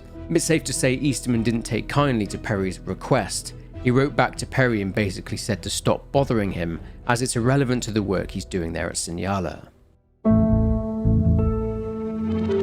Earlier in the video I mentioned Cornelius Noakes, the ex-military engineer who was kidnapped by Murkoff and forced to work in the sleep room and maintain the reagents equipment for use in the trials. He arrived at Signala in 1958 and at one point he references the guy who worked there before him. I'm a little fucked up here. Last person had my job. I think it was a man named Myers. Cecil Myers. I find CM scratched in some of the toasters like a signature. I think they got into Cecil's head and fucked him up. I think he got out the only way he could. I'm not going out that way. I'm just not. Noakes also frequently talks with the reagent about living life to the full and how he wants the reagent to make contact with his brother Lamar. If you ever find your way out and find your way to Cincinnati, you find Lamar Noakes, my brother. You just tell him I'm alive. I didn't run out like a piece of shit old man. I mean, you just tell him that, all right? In line with Perry's new role, it seems like he's taken to it like a duck to water. On the 26th of November 1959, he is questioning Noakes in regard to the missing Night Hunter document. In his conversation with Perry, Noakes is being asked about the leaked file, and he mentions the file regarding the Night Hunter and how it was missing. Clyde said that he'd checked the register, and in 1958, Noakes had checked out the files on the Night Hunter. Noakes states that he only did this because he wants to improve the night vision goggles that the Night Hunter wears, as they're poorly put together. But thankfully, Clyde tells Noakes that he doesn't think that he's the leak. Before he leaves, Noakes asks Clyde what date it is, to which he replies that it's Thanksgiving 1959. Noakes then appears to burst into tears. It's winter time. It seems that months after the reagent's failure in Cuba, Gottlieb is still fuming. In a letter to Avianos from Lawler, he talks about Sidney Gottlieb's anger still burning. He talks about taking all contracts away from Murkoff. But Lawler is strangely determined to keep Murkoff on board with the agency. He flies out to Las Vegas and promises to present some new analysis out of the CIA HQ in Langley. He says that he believes that snow may fall on Cuba. Sure enough, 3 days later, a conversation takes place between Lawler and Avianos. About half an hour into their meeting, Lawler brings up a couple of names. He speaks of the Beard and Ike. In terms of the Beard, he's referring to Fidel Castro, and the Ike that Lawler is referring to is the nickname of President Eisenhower. He says the words, "It's coming," and he's referring to inevitable nuclear confrontation. The CIA predicted an 80% chance of nuclear war within the next 5 years. The world is perilously close to disaster. Turns out that the world did come very close to destruction during the Cuban Missile Crisis after a 13-day standoff. In this conversation, Lawler and Avianos are seemingly preparing and discussing a potential nuclear winter scenario. Lawler shows Avianos maps with predicted impact sites in the aftermath. Avianos is shocked to see a bunch of numbers which indicate temperatures, extremely low temperatures. Lawler discusses the Gulf Stream, a strong current of warm water which influences the climate in the US and in some European countries. Lawler then notices Avianos smiling. Avianos responds saying it's nice to see him, but really Avianos knows why Lawler is there. He wants reagents that can be placed into cold climates and who will achieve their objectives even if they know they are going to freeze to death. Lawler says that this proposal could help in swaying Gottlieb back towards Murkoff. So the next day in a meeting with architect Moses Scarfiotti and Easterman, Scarfiotti says that what they need in terms of cold weather trials can be built very quickly, but he's curious as to why Lawler is being so nice. Avianos thinks it's because Lawler approves of what Murkoff are doing there, but Moses thinks it might be something else. Easterman, meanwhile, has just been sat there humming in the corner. He says that the cold weather trials that he calls winter kills will be very fruitful. It will address a black spot in their cultural trauma. mass-scale annihilation, and an endless winter. The cold snap is then introduced to the trials in order to prepare reagents for operating in extremely cold temperatures. A nuclear winter. Let's look at what Wernicke has been up to. But a bit of context first on Wernicke for those who aren't aware. As I've mentioned earlier, and in documents from Outlast 1, years after the Second World War in 1949, Rudolf Wernicke was brought to the US as part of Operation Paperclip, or Project 63. When Wernicke arrived at Los Alamos in 1949, he got to work in further developing his research into dream therapy for the recently formed CIA using microwave signals and guided dream therapy. In 1958, Jameson Lawler had sent an MKULTRA excerpt to the CIA's Technical Services Division regarding psychochemical and non-chemical methods of accomplishing political action operations, and this allows Wernicke's Project Woolrider to receive continued funding. Test subjects from the project were showing metallic tumours in the brain, lesions. Lawler also made reference to another letter from 1938. In the letter he's referring to, Wernicke's work in developing the morphogenic engine was discussed in the letter that would be passed on to the playwright Dietrich Eckart, who was one of the founders of the German Workers' Party, the party that would eventually be the precursor to the Nazi Party. Eckart was essentially the mentor of Adolf Hitler. The letter detailed the work of Wernicke and how it had breached the spiritual realm, with the author of the note saying that he had witnessed the appearance of an apparition. Something that Wernicke would address and refute in his Murkoff exit interview. Do you believe your test subjects achieved something supernatural? No, Do you think that they contacted something supernatural? nothing is supernatural. Then what was it? You said Project Wallrider was a gateway. A gateway to what? The letter also stated that Wernicke's work was of such potential for the German people that he should be kept out of any sort of culling program for which he was eligible on account of his disability and homosexuality. As we've discussed, Easterman began to correlate the growth on the brain to the Skinnerman. Baranchik insisted on Easterman reporting back to Wernicke's team in Los Alamos when it came to the Skinnerman, much to Easterman's displeasure, believing it to be a dead end and, of course, trying to convince himself that the Skinnerman is not in fact a projection of himself. Mount Massive Hospital staff in Colorado were also conducting their own research into behavioral programming, involving two female patients, Mrs. Jackson and Pierce, in which Miss Pierce, who had a fear of firearms, would be convinced to pick up the weapon and fire it at Miss Jackson. After the event, Miss Pierce had no memory of the event. Miss Pierce would remain a patient at Mount Massive until 1964. But anyway, this brings us to another ending. Been in that cell for weeks. We had to allow for altitude adjustment. Wernicke's proposal requires a robust immune system. Good luck, then. There's almost as much tumor in this scan as gray matter. I guess if it's a lethal experiment, we might as well use somebody who's as good as dead. If we only wanted to dispose of a corpse, we wouldn't have made the trip to Colorado. What you're calling tumors, maybe is the fingerprints of a god. What's that supposed to mean? What happens when somebody gets touched by a god? Usually they are smoked, but sometimes, and very rarely, they're Spider. I am. We appear to be underground somewhere, and at the start we see another reagent in a distance, in a containment unit of some sort.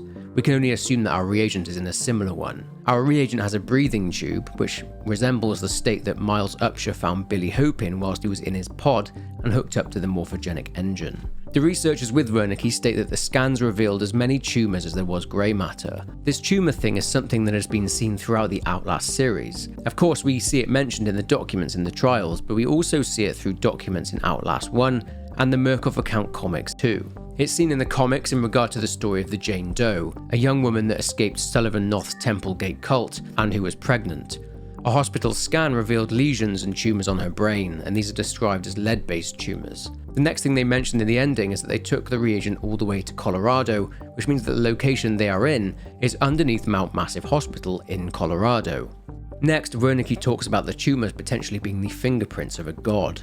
This person would not have been the first subject for the morphogenic engine though, as it seems that the screamers seen in the trial environments were exposed to the engine back in World War II. Wernicke's observation of the reagent's sleep patterns in the sleep room, the trauma that they went through, the horrors they saw in the trials, is what likely led him to the belief that only those who had witnessed enough horror were capable of activating the engine, which of course is what Wernicke said during his exit interview.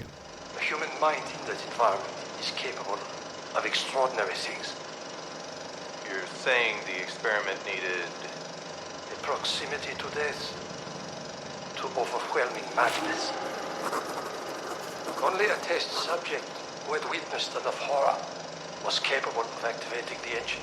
It's probably safe to assume that this reagent didn't become a host for the Walrider, as we see that Billy Hope ends up reaching lateral ascension years later, in part thanks to his lucid dream state.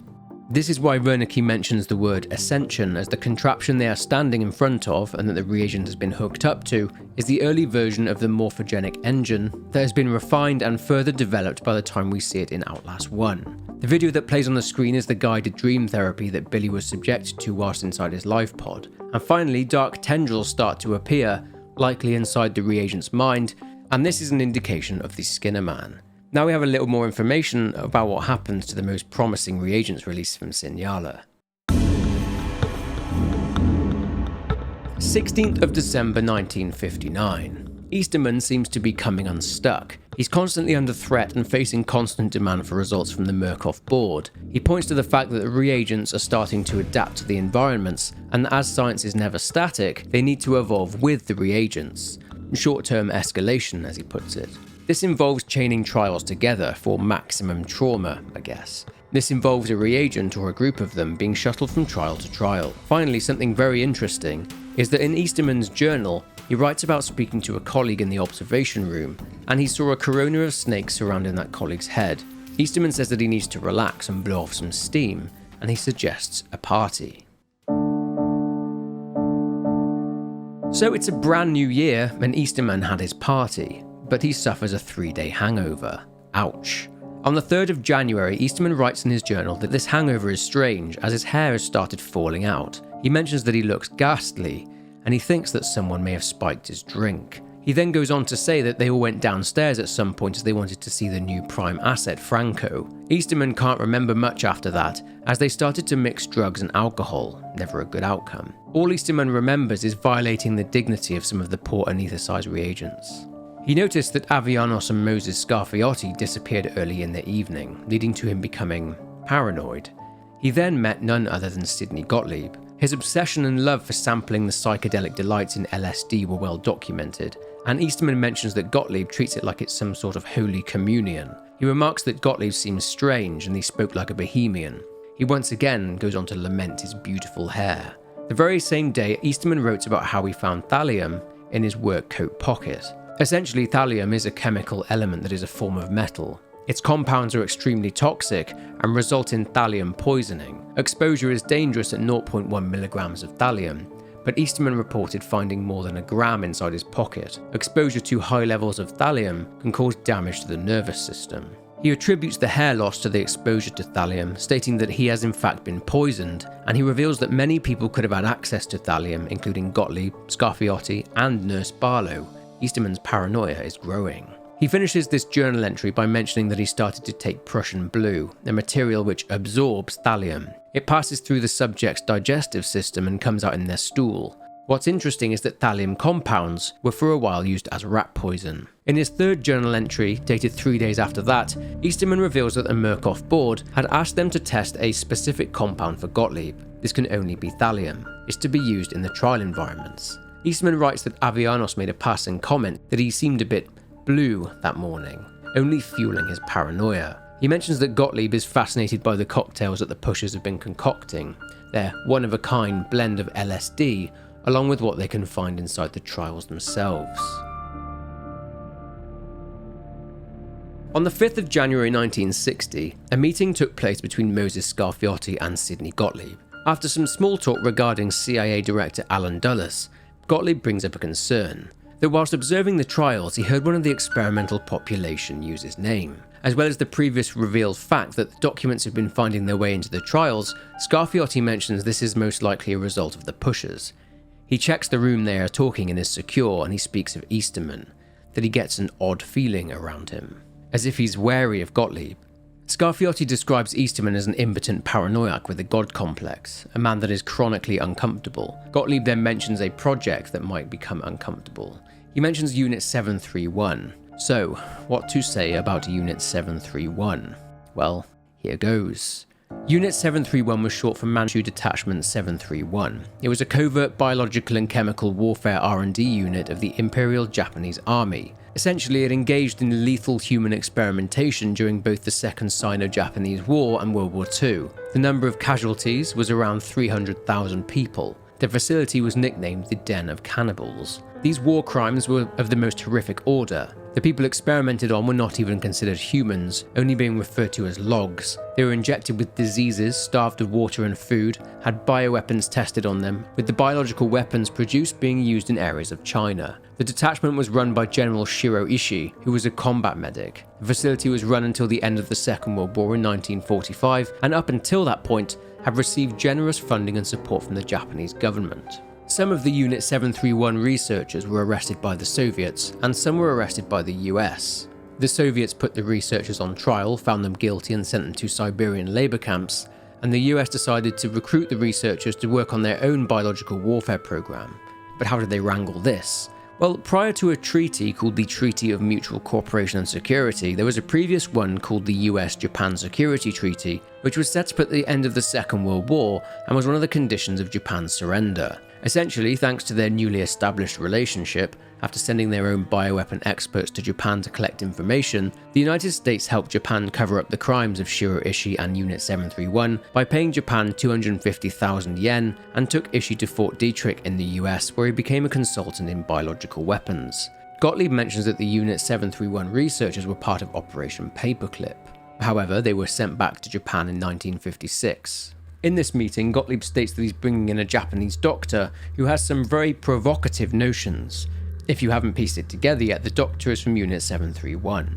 5 days later, the doctor in question, Dr. Jun Kusumura, arrives with a translator. 4 minutes into the meeting, Dr. Kusumura asks if Murkoff have any dihydrocodone, the drug that Hermann Göring was in possession of when he was captured by the Allied forces. Hermann Göring was essentially the right hand of Adolf Hitler. He was the man that formed the Gestapo, the secret police of Nazi Germany, but Göring had a personal problem. Ever since 1925, he had battled an addiction to morphine, an addiction that saw him placed in a straitjacket at certain points due to violent outbursts when under the influence of the drug. As we know from history, the Soviets were fast approaching Berlin, and on the 22nd of April 1945, Hitler revealed that he planned to delete himself from existence. Then, a Nazi power struggle took place. Hitler had named Göring as a successor in the event of his death, which was all fine and dandy, but there was another sneaky Nazi official lurking, ready to seize power for himself. That man was Martin Bormann, a rival of Göring.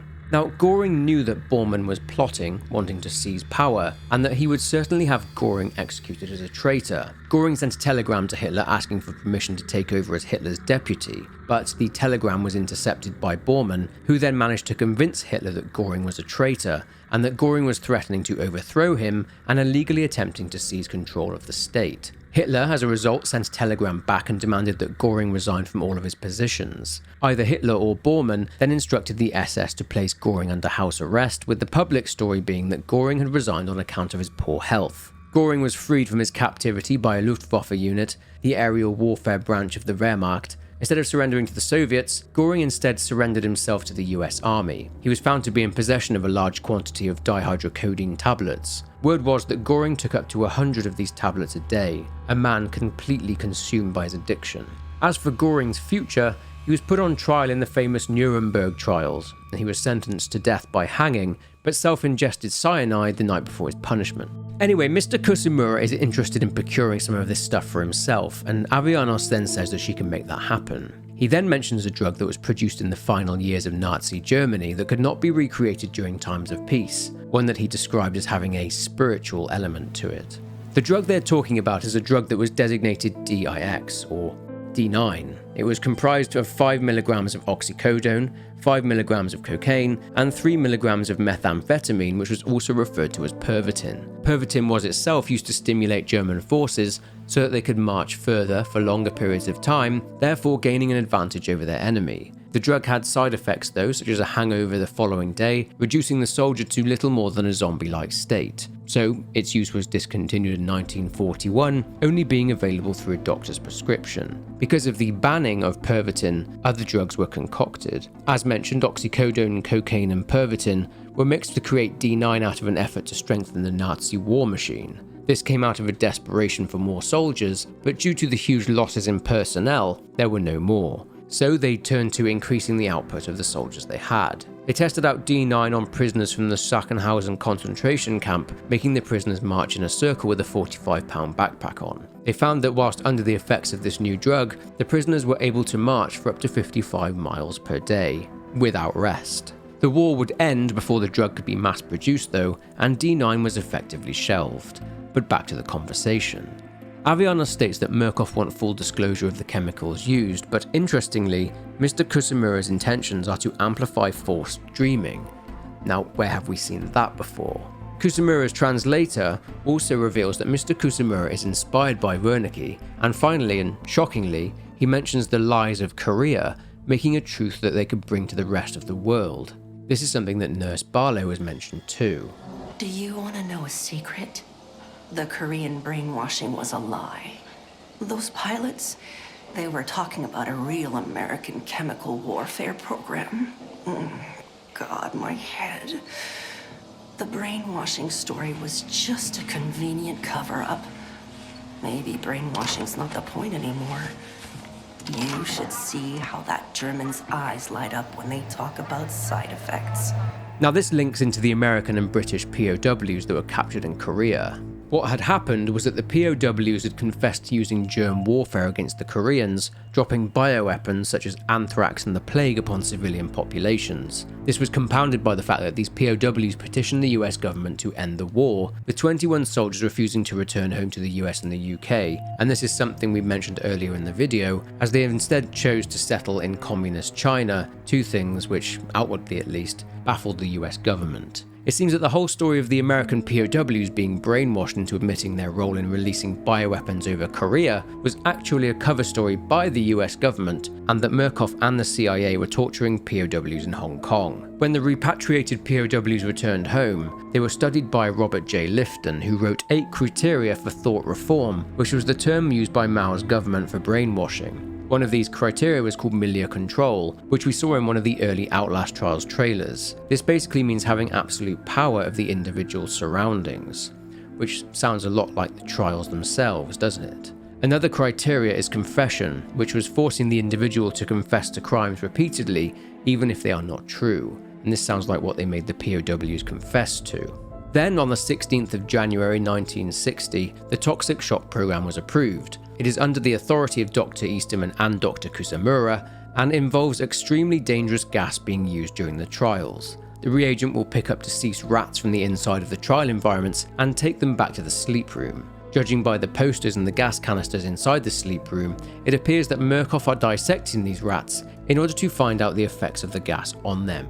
The Murkoff memorandum seems to indicate that it was Mount Massive Hospital that had created an experimental drug with psychoactive and lethal properties, and that is the drug being blasted into the trial environments. The gas itself seems to harm the reagent, and it may be that they are seeing if the reagents can build up a tolerance to the negative effects of these drugs so that they can force dream states in them, but that's just a theory. January 1960 also saw the commencing of Project Countdown, wherein a reagent has a bomb strapped to their chest in the trials and needs to find time extenders to stop themselves being blown up, all whilst dodging X-pops and completing the actual trial itself. In those trial environments, the reagent would also encounter various radios about the place. The radios had been given the reagent's messages such as wait and escape, but amongst the static there was a beeping pattern, Morse code, and the Morse code spelled out Amelia. I got out, I'm free.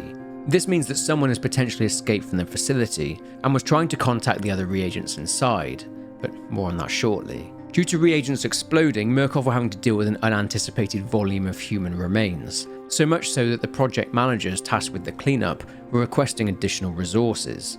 They would load the biohazardous waste onto biohazard disposal shuttles. Scarfiotti would request more money for the cleanup from Alice Bradley Avellanos, but she denied this request, stating that the budget is locked for the next few months. Scarfiotti says that getting rid of the bodies and the waste isn't the issue is in transporting it. Another issue were the rates of tuberculosis and hepatitis rising in the facility as a result. The shuttles would be nicknamed chum buckets by the Murkoff staff, and these shuttles were having to make 2 or 3 trips. Scarfiotti mentions that there's plenty of space to bury the bodies in the desert, but this conversation leaves Scarfiotti no better off, as Aviano stands firm on the budgetary restraints. By the end of January, a compromise was found, and this was that the reagents would assist the cleanup crews by gathering human organs. Organ gathering would become a sub-project of the Reagents therapy. It states that reagents are not to be allowed access to the biohazard disposal shuttles, and that reagents, and I'd guess staff, are to be tested for tuberculosis weekly. Now we meet Reagent 1733. This female reagent was found ritualistically carving and defacing a corpse with a sharpened piece of tin. The words the reagent was carving into the body were everyone, greed, regret. Everyone, greed, opportunity, regret, everyone. And they were stopped whilst they were carving out the 8th word. Now the scientists at Signala don't know why she was doing this, but if you look closely, the first letter from each word spells out the word egregore. Egregore in its simplest form is a concept from occultism and mysticism that refers to a thought entity. It is essentially formed by a group of people's shared beliefs, emotions, worship, and intentions. It is believed that when a group of people come together with a shared purpose, they can create a powerful energy field that takes on a life of its own. This sounds awfully familiar, doesn't it? This could apply to the X-Pops in the way they talk about Easterman as if he's some kind of god. Again, I go back to Robert J. Lifton's 8 methods of thought reform, and more specifically the 8th one, dispensing of existence. It talks about the in-group and the out-group. Reagent 1733 was likely of the out-group, which is why we see that the reagent was attacked by a bunch of X-Pops. Remember, the X-Pops all seem to share a common thought, that Easterman has in some way saved them. It's very possible that the X-Pops saw what the reagent was doing as some sort of affront to Easterman and the therapy, and part of a collective consciousness that showed complete disregard for anyone not in their group. Egregore also gets used to describe a group with a common purpose, like that of a family, something that Easterman likes to remind us of, that we are a family. Another word for egregore is hive mind. And this is going to be interesting to see how this arc develops now, as we have a little bit more weight behind the collective consciousness angle, but I'm eager to see just how much influence Easterman is having over this collective. During an interview with Reagent 1733, who is heavily injured and dying, the observing scientist is trying to make sense of what the reagent was trying to achieve. And because of their injuries, the reagent isn't making too much sense. The reagent starts to laugh and cry, and then they mention someone, Amelia, and they say that they're sorry. Earlier in the video, I mentioned that Hitler was known to be a shy, quiet and withdrawn man, the exact opposite of strongman and staunch ally Benedetto Mussolini, but that when Hitler spoke to the masses he turned into someone different. This group collective was prevalent in that his words would stir up a frenzy in the crowd and they turned into a baying mob within minutes. And this led some to believe that Adolf Hitler was actually possessed by a god called Wotan, more commonly known as Odin, who according to Norse mythology is the god of violence, war and destruction. This is something that was hinted at by Carl Jung in his essay titled Wotan, and this could lead us down a deep dark rabbit hole, but that's not something I'm going to climb into. But there is an old painting called The Wild Chase by Franz von Stuck. It depicts Wotan, Odin, leading a procession of the dead.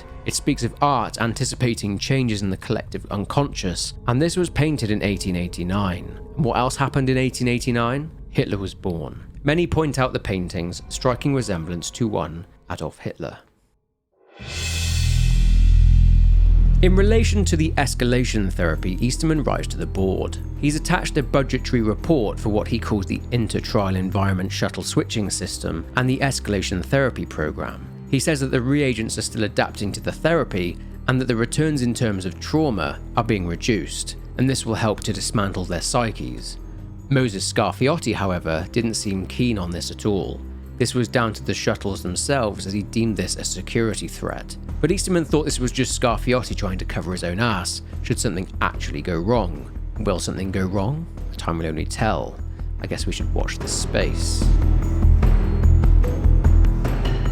Still thinking that it could be Avianos, Scarfiotti or even Gottlieb that was trying to poison him, Easterman continues to unravel. 1 week after Dr. Kusimura had left and gone back to Los Alamos, Easterman is speaking with a junior scientist at Signala. Even though Kusimura has been gone for a whole week, Easterman is still paranoid that he's around. Same for Gottlieb. He's unhappy with the direction LATHE is being pushed by people with outside influences such as Gottlieb, saying that they are not training the reagents for trench warfare. He's still reeling over the toxic shock trials. He starts aggressively asking the junior scientist what they're doing there at Signala. This aggression turns into him viciously attacking and beating the junior scientist. He says that they can't do what they plan to do there by using gas. They are engineering charisma, creating thought leaders with influence and charisma. Again, charisma is something that Easterman has become increasingly obsessed with the junior scientist bleeding out on the floor. Easterman says that the prime assets are the key, that they always have been. By February of 1960, construction of the new trial environment is nearly completed, and Moses wants additional security. He states his apprehension of giving the reagents access to highly corrosive and combustible chemicals that could be used to aid their escape, as there have been similar attempts to escape in the past. He states that any security failures will be Easterman's responsibility. As we've seen, Easterman likes to journal. At the beginning of February, he writes about NASA's Mercury program, in which the space agency trained apes to go into space. He writes about suggesting to Avianos about providing reagents to NASA so they can have more skilled and disposable pilots. But Franco's gun, his Lupara. Easterman views the Lupara as a totem of sorts, an item which possesses a psychic pressure to it. But he has a junior scientist hold the empty gun against his, Easterman's head, repeatedly until he wasn't intimidated by it anymore. They loaded it. Same thing. They loaded and cocked the gun, with Easterman saying the totem's power felt strongest when he was on his knees with the barrel against the back of his head. The experiment stopped short when the scientist was asked to put the gun into Easterman's mouth, so after moving the junior scientist to cleanup duty, probably one of the worst jobs at Signala, Easterman then conducted his own research. He says the gun is too large to fit comfortably into his own mouth, but looking at the gun, his obsession with charismatic aura comes forward again. He sees the double barrels of the weapon as a set of eyes, like that of a charismatic figure. He ascertains that this could be a potential link to Franco's compensation for his sexual problems. Easterman writes and clearly has the urge to put the gun to his head, just one more time. And what on earth is happening to Dr. Easterman? So we previously learned that Dr. Wernicke had Reagent 0877 taken to Los Alamos, as 0877 had reached what Wernicke termed ascendance. This ascendance has to do with the subject's dream states, because as we know, Wernicke is in the business of dreams and needs lucid dreamers for what would become his morphogenic engine. When a subject is compatible with the engine, they are deemed to have reached lateral ascension. So in one of my smaller update videos, I theorised that Reagent 0877 was actually Simon Peacock, who we first saw at the end of Outlast 1, and who was helping Wayland Park send his whistleblowing evidence to a leaks website. Simon Peacock clearly wanted to bring Murkoff down. We then see him in the aftermath and he's something. In a later meeting with Murkoff litigation agent Paul Marion, Peacock tells Marion that he's basically the rough version of the Walrider, and that Miles Upshur and Billy Hope's Walrider is the perfected version. Remember that in terms of timeline, we are now in the year 1960. At the start of February, Murkoff's staff were made aware that Reagent 0877 was going to be observing the trials during a specific week, that he is a security concern. He has eccentric behaviour and concerning hygiene, but what's this hygiene issue all about? Well, around 1 week later, Clyde Perry is having a conversation with Easterman, and he talks about 0877, about how when visiting Los Alamos, Perry saw that 0877 appeared to have wounds that had myosis, which means maggots in the wound.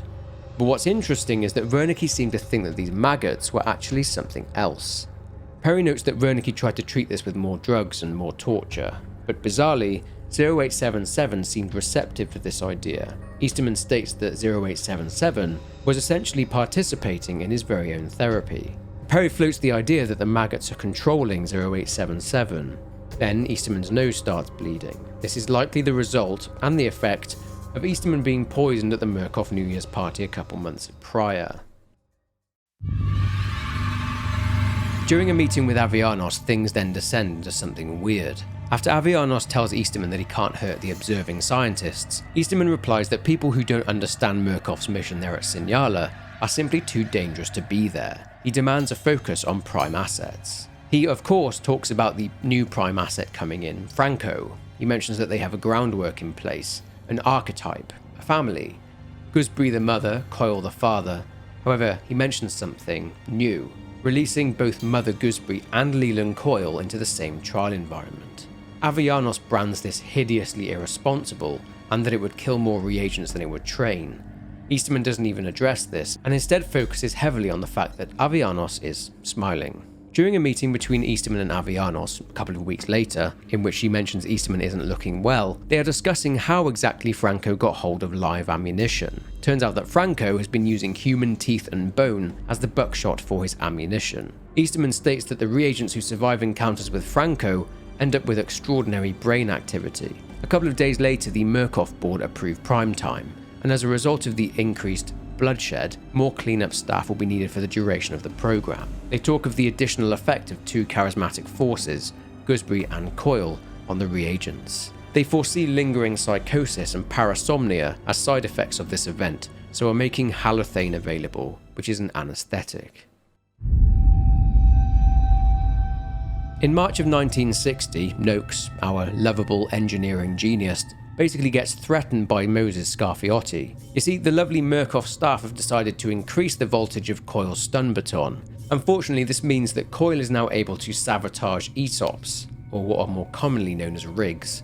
Scarfiotti naturally assumes that this is all Noakes' fault for not building good enough rigs, and reprimands him, reminding him that Murkoff don't fire people, at least not in the traditional sense. He says they're trying to create a balance of trauma and opportunity in the environments, and they can't do that if the reagents haven't got adequate equipment. Murkoff tampering extends to Gooseberry's Dr. Futterman drill, which has now been upgraded and inflicts heavy arterial damage and fatal bleeding on the subject. Bandages have now been left in the trial environment in order to help combat this. In March 1960, Lawler and Avellanos are having a conversation. They speak about how the US President Dwight Eisenhower has greenlit the CIA to set up counter-revolutionary training camps, with these training camps likely to be the ones where the Cuban exiles were trained. This new budget can allow more funding into Sinaloa. Avellanos then mentions something called La Cube. La Cube was a French vessel that was transporting tons and tons of live ammunition and grenades into Havana's docks, and on the 4th of March 1960, the vessel exploded and the death toll was at around 70 to 100 people. Many were also injured, up to 200 people, and Che Guevara, who was nearby and a trained doctor, went to the scene to provide aid. A memorial service was held the day after. Fidel Castro then claimed the US were responsible for it, as the US did not want Cuba to receive any arms for their defense. Side note, also on the day, this was the moment when the infamous photo of Che Guevara, the Guerrillero Heroico photo, was taken. Now, the likelihood is this, that the new trial environment of the docks serves two purposes. For the reagents to go through their usual trauma, and this is a theory, but Murkoff were essentially making the reagents produce actual heroin, having them place it inside actual mules which were placed inside body bags, disguising the whole thing as just another trial, and were likely shipping it to countries in order to help them fund counter-revolutionary and anti-communist operations. Or to poison people. The 1960s was an interesting one. To support the US war effort in Vietnam, the US reforged old relationships with their contacts in Thailand, Laos and Burma, which were all part of the Golden Triangle. This saw an increase in the production of heroin throughout this entire decade, so this could be linked in some way. We see this kind of thing mentioned in another document, which mentions Murkoff previously having supplied Chiang Kai-shek's rebels in Thailand and Burma in the 40s.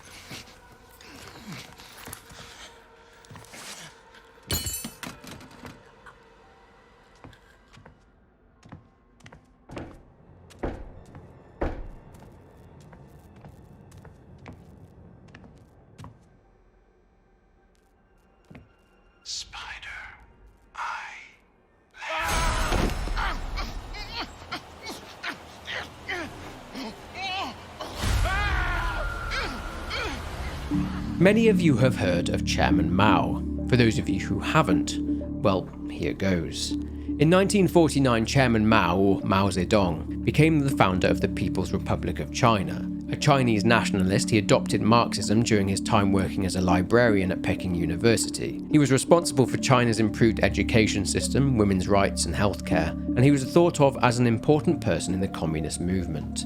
Although Mao is considered to be one of the most important people of the 20th century, his policies brought death upon many people. The number is anywhere from 40 to 80 million people, and this was due to starvation, mass executions, prison labour and persecution. Slightly related point, but Mao's regime actually did a lot to try and eradicate heroin production inside China itself, but the drugs would still make their way across China's borders. This was all written about in a book and a study by Alfred W. McCoy titled The Politics of Heroin. It contained meticulous evidence of the CIA's involvement in the heroin boom in the Golden Triangle, but the CIA tried to discredit the book itself. But that's not necessarily what the ending is about, although it does involve Mao's China.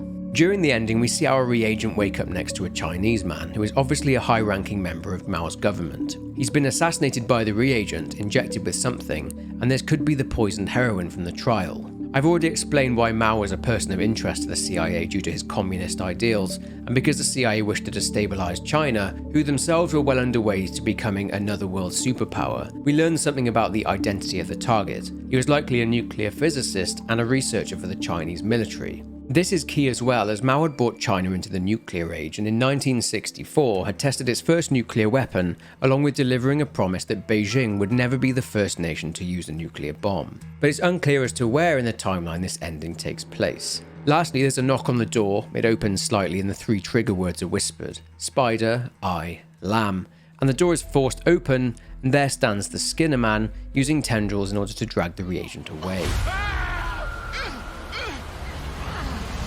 It's clear now that with Murkoff's program, the CIA are affecting situations all over the world during the Cold War. We've seen an ending in Cuba, one in Vietnam, and one underneath Mount Massive, and now one in China. I'm super excited to see more conclusions and endings. On the 27th of March 1960, Easterman is having a meeting with Noakes and Scarfiotti. Easterman talks about his wife Irene, and Scarfiotti mentions that Irene is Easterman's ex-wife. The conversation continues, but Easterman can't shake what Scarfiotti just said to him. He's worried that something has happened to Irene. The following day, Easterman finds out in journals that he has actually divorced Irene more than 6 months ago. He talks of how Moses Scarfiotti had laughed in his face about it. He found a file with his signature on it acknowledging the divorce, except he doesn't remember it at all. He talks of holes in his memory that he refers to as terrifying gaps, and seeing his foundation having been hollowed out by termites. He found out that Irene had divorced him for grotesque negligence. Now, reading his previous journals, we all know how much Easterman loved Irene. He spoke of her regularly in his journals, but it turns out that Easterman apparently hadn't spoken to, seen or written to Irene in years, and that's a lot of memory loss. He talks about losing control, about not having seen the sun in years. His rhetoric turns violent, saying he wants Irene dead. Another chapter in the journey of Easterman's descent into, is it madness or something else entirely? Let's go back to the meeting between Easterman, Noakes and Scarfiotti. Essentially, the bombs that are strapped to the reagents are going off prematurely. Noakes speaks of how he never signed up to kill anybody, saying that the reagents aren't his enemies. We've seen this multiple times now, with Noakes protesting what he's being made to do, or being threatened by Murkoff's staff. Again, it'll be interesting to see how this develops. Scarfiotti tells Noakes that Project Countdown has already been approved, and that there's nothing that he, Noakes, can do to prevent it from happening. Apparently the fuse box signals are getting crossed, and they convince Noakes by saying that if he helps them sort that issue out, he will end up saving lives. Which of course leads to Easterman mentioning something Irene always said, and then him learning that Irene is his ex-wife. Anyway, a few days later we get some more information about this project and why it needed to take place. Just under a week later, Avianos and Jameson Lawler are having a conversation. For months and months, even years, we've seen a relationship blossoming between these two, and it's finally been confirmed.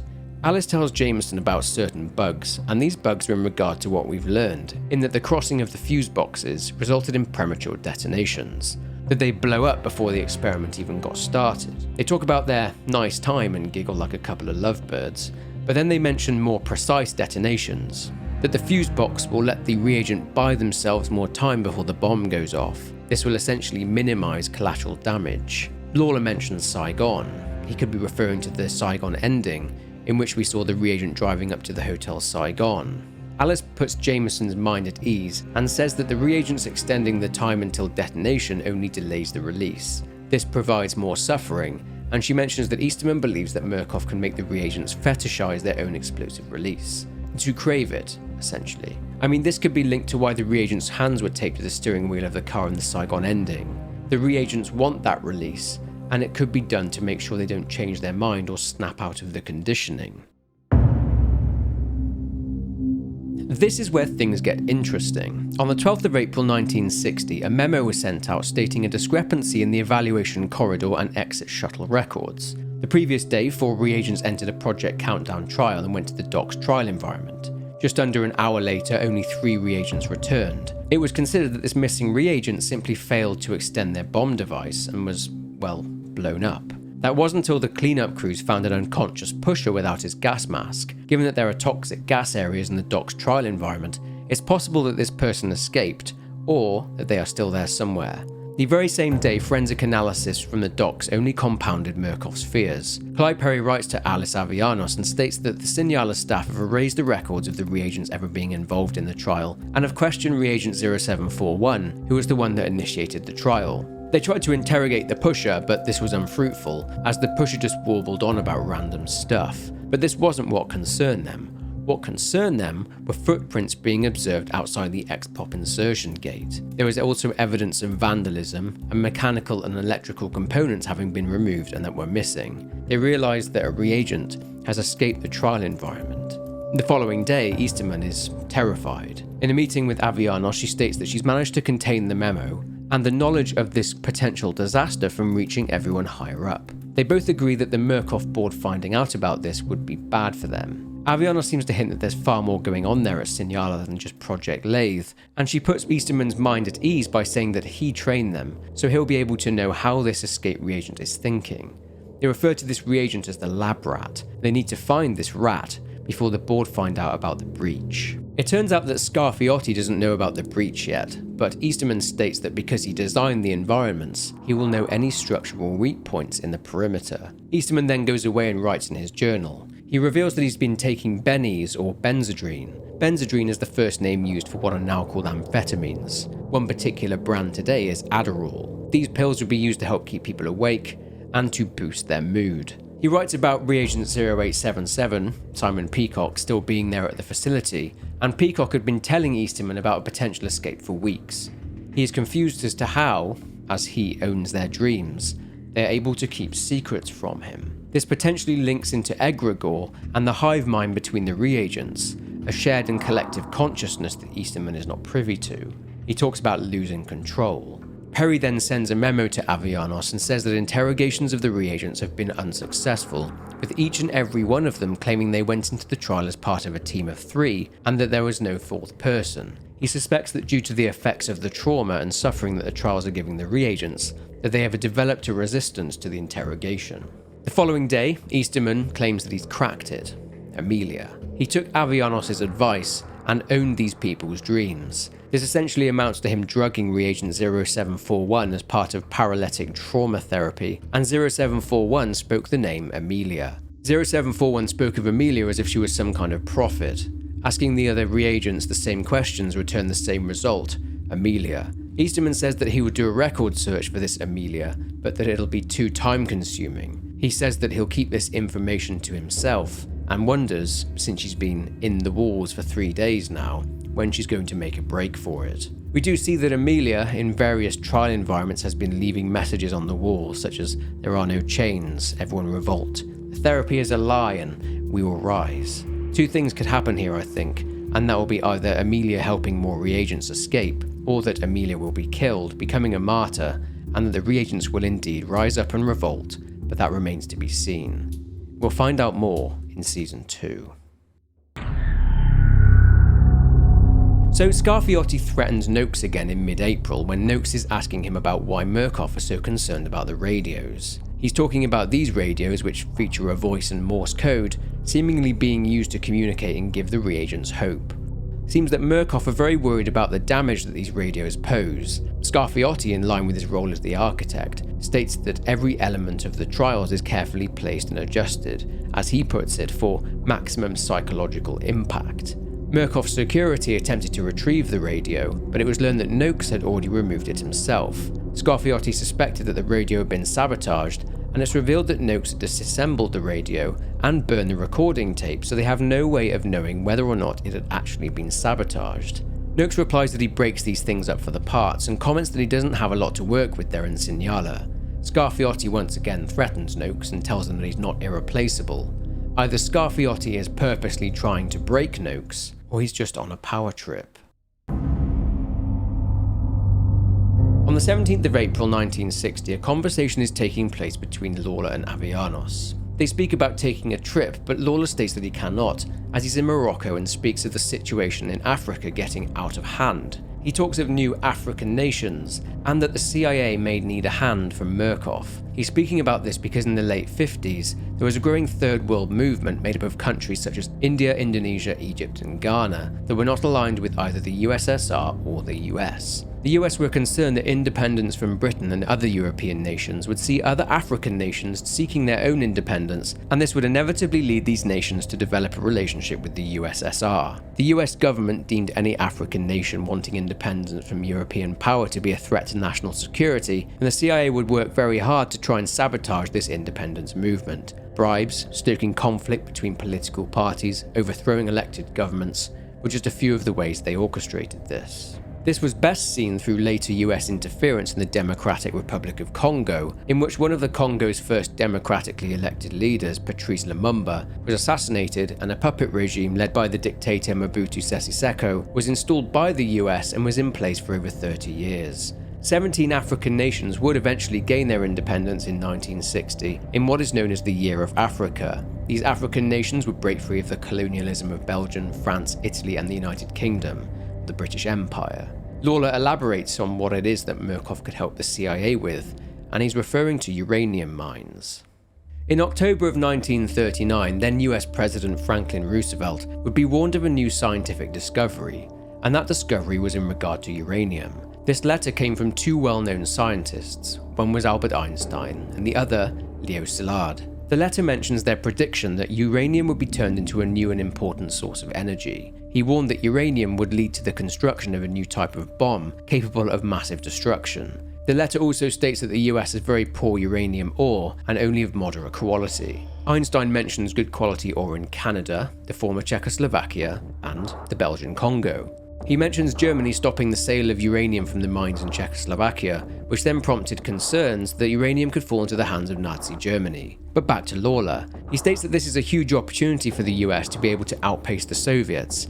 He tells Avellanos to tell Murkoff that they should expect a call from the Staatsveiligheid, which is the Dutch word for the State Security Service of Belgium. This, I guess, is relevant, as the Congo has uranium-rich mines, and the Congo, around this time, was going through political turmoil. But that pretty much wraps up the Outlast Trials lore from Season 1. By the time this video releases, we'll be in Season 2 already, and of course I'll be covering every update to this game, so if you don't want to miss those videos then please subscribe.